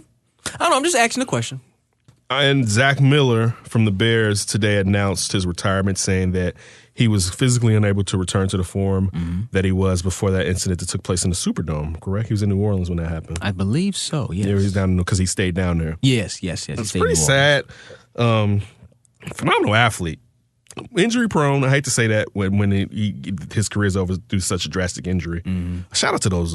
It's pretty interesting articles about how they end up saving his leg by going to the hospital that had the experts to take care of it. They went to another hospital, it probably would have been amputated. So shout out to him, and shout out to all the work he's put in to try to get back, and the fact that the Bears, and we know they would, have let him still be a part of the team and use the facilities to do it. But it's pretty sad because, again, he was if you had a nice number one tight end, he was a sweet little number two tight end with how he could stretch the field. You put him up there to run up that seam as long as he stayed healthy. This is from Mitchell Trubisky's Instagram page. Realest dude I ever met. Love you, bro. Honored to call you family at ZMiller86. The honor, this is Zach replying, the honor is all mine. It has been one of my greatest joys being your friend and teammate. To watch you continue to grow and lead is a special gift that was given to me. Thank you for being there for me. I love you too, brother. Okay. I was just together 1 year season. Chapstick on this. Goodness gracious. I mean, listen, but he must have liked the cut of his jib a lot. He's like, I like your style and your profile. I mean, Zach was around. Zach, I think was almost sort of like a coach. I want to keep him around this season. I wonder will he stick around and be like kind of a coach for the Bears. Hopefully, it's. I'm not putting this on the Bears. Hopefully, it's no Johnny Knox situation. Yeah, maybe Zach Miller could just stick around. One thing I will say about definitely the two sports franchises here owned by Jerry Reinsdorf, the White Sox and the Bulls. The Bears seem to be very loyal to their former players. I think it's changed a little bit. But they seem to be very loyal to their former players, and it wouldn't shock me if we see Zach Miller. One thing, athletes, when they play here, they usually stay here. So it wouldn't be shocking if he actually just stayed here and maybe be a part of the franchise going forward on the coaching side of it. Whatever he wants to do. He may not want to the daily rigmarole. One last thing that I wanted to bring up. The Bears signed Elliott Fry from the AAF. Oh, Elliott Fry? Yeah, Elliott Fry. You've heard of him. Oh, yeah. Household name. Kicker, Talking about him the other Carolina. Day. He was with Orlando, the old ball coach. Come on. Oh, yeah. But what I'm curious, I wanted to get your opinion on from you guys. When you're looking at, let's say, Robbie Gould, because you kind of brought this to my mind, D. He still lives here. He lives out of his hotel in San Francisco. He didn't show up for 49ers camp. Is that something that the Bears should keep an eye on at all? Negotiation. They signed somebody, didn't they? Remember Gronkowski? There were rumors that perhaps the 49ers were going to sign Gronkowski, and guess what happened? And his agent probably put those rumors out, and then finally the Patriots signed him. This is just he doesn't want to play on that franchise tag. He wants to get paid. And the Bears were willing to pay him, wasn't it? No, I meant, but he wants the 49ers. Yeah, he wants the 49ers to pay him. Yeah. I don't know if the Bears are looking at giving, even though they definitely need a kicker, they know that, but I don't think they want to give maybe $5 million a year to a kicker because is that what he's asking for? He's probably going to be somewhere around that. It may be 4 to 5, but he's the top 3 kicker in the league. He's been the most accurate since he left the Bears. So he's going, and it's probably better out there and even come here with the wins at Soldier Field. He can always come back home, but get paid. He said his family's going to stay here regardless. He's from here though. It'll be interesting to see, or maybe is he from here? I thought he's from. I thought he's from the area. I don't know if he's from here. Oh, I thought he's from the area. Did he go to school around in the area? He went to Penn State. That's right. He went to Penn State. It's Penn State. That's right. No, it would be interesting. He went to Loyola. I'll be quiet. I'm gonna keep you here, Robbie. I'm not going to St. John. It'd be interesting that I would love to ask, although I think they'll probably say no, but you look at the Bears, the offense we think will probably take a step forward. We think the defense is there. Take a slight step back. Yeah, I mean, how can you play to that level for the most part? You talking about the defense? Yeah, okay. Slight step. But we don't know how Chuck Picano's going to coach that defense True, either. but you're hoping that the offense takes a big step. Logically, Trubisky should be better than last season. But to think, maybe I would love to ask, do you just think you're a kicker away? Because let's be honest.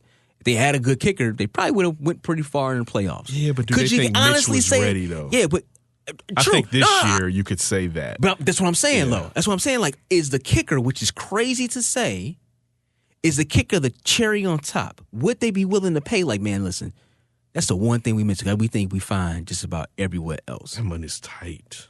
It is tight, but And, I wonder if they just willing to gamble on it. This is the thing. That's what I'm saying. Cody Parkey is more of an aberration. Like, even aberration is being what? It's bad? Yeah, like hitting the goalpost 4 times. Kickers can go really bad. And the following year be pretty good. How long was Robbie bad here? Was it a season? It was a season and a half. Season and a half? Season and a half. The season before he had missed Sometimes you might want to ride that out, though, right? Yeah, but see, the problem also, remember that Ryan Pace didn't draft him. True. You can also say that maybe he's a locker room lawyer. Yeah. And John Fox didn't really.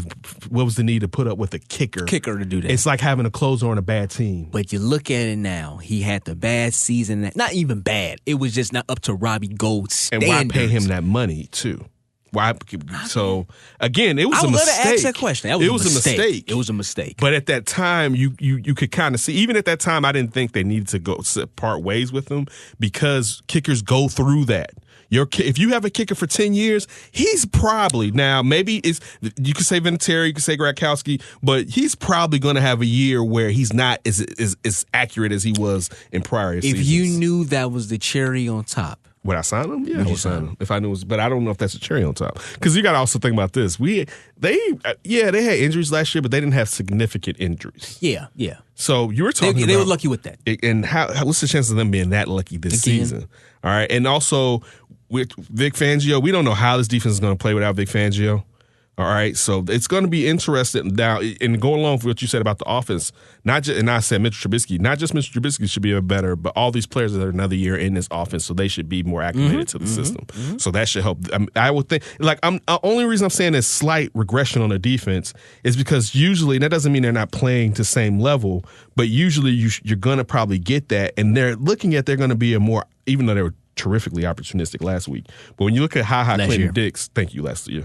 Then when you look at Clinton Dix being what was quote unquote supposed to be the strong safety, you're basically saying we're going to be out here fishing for balls in the back here or whatever. Because if you're asking that dude, I'm not saying he won't play better against the run than he did in Green Bay, but if you're asking him to be stout against the run, that is not that dude's play action. So that's true. It'll just be again. I don't know. I don't know. It'll be easy to say that. I think the meatballiness is like, just bring on Robbie, but it's kind of like I don't think it's a meatball. I think it's a good move, but as you said before, the money is tight. If the money wasn't tight, I think they would have tried to sign him. But look, if you're really a pro personnel person, shouldn't you be able to find? I mean, Robbie came off the streets. Yeah, that's true. Most great kickers come off the streets. True. You should be able to find that guy, and you should be able to find a guy that has his huevos are stronger than what Cody Parker's been. Yeah, but if it's sitting right there in front of you and you know what it is, go ahead and give him that money.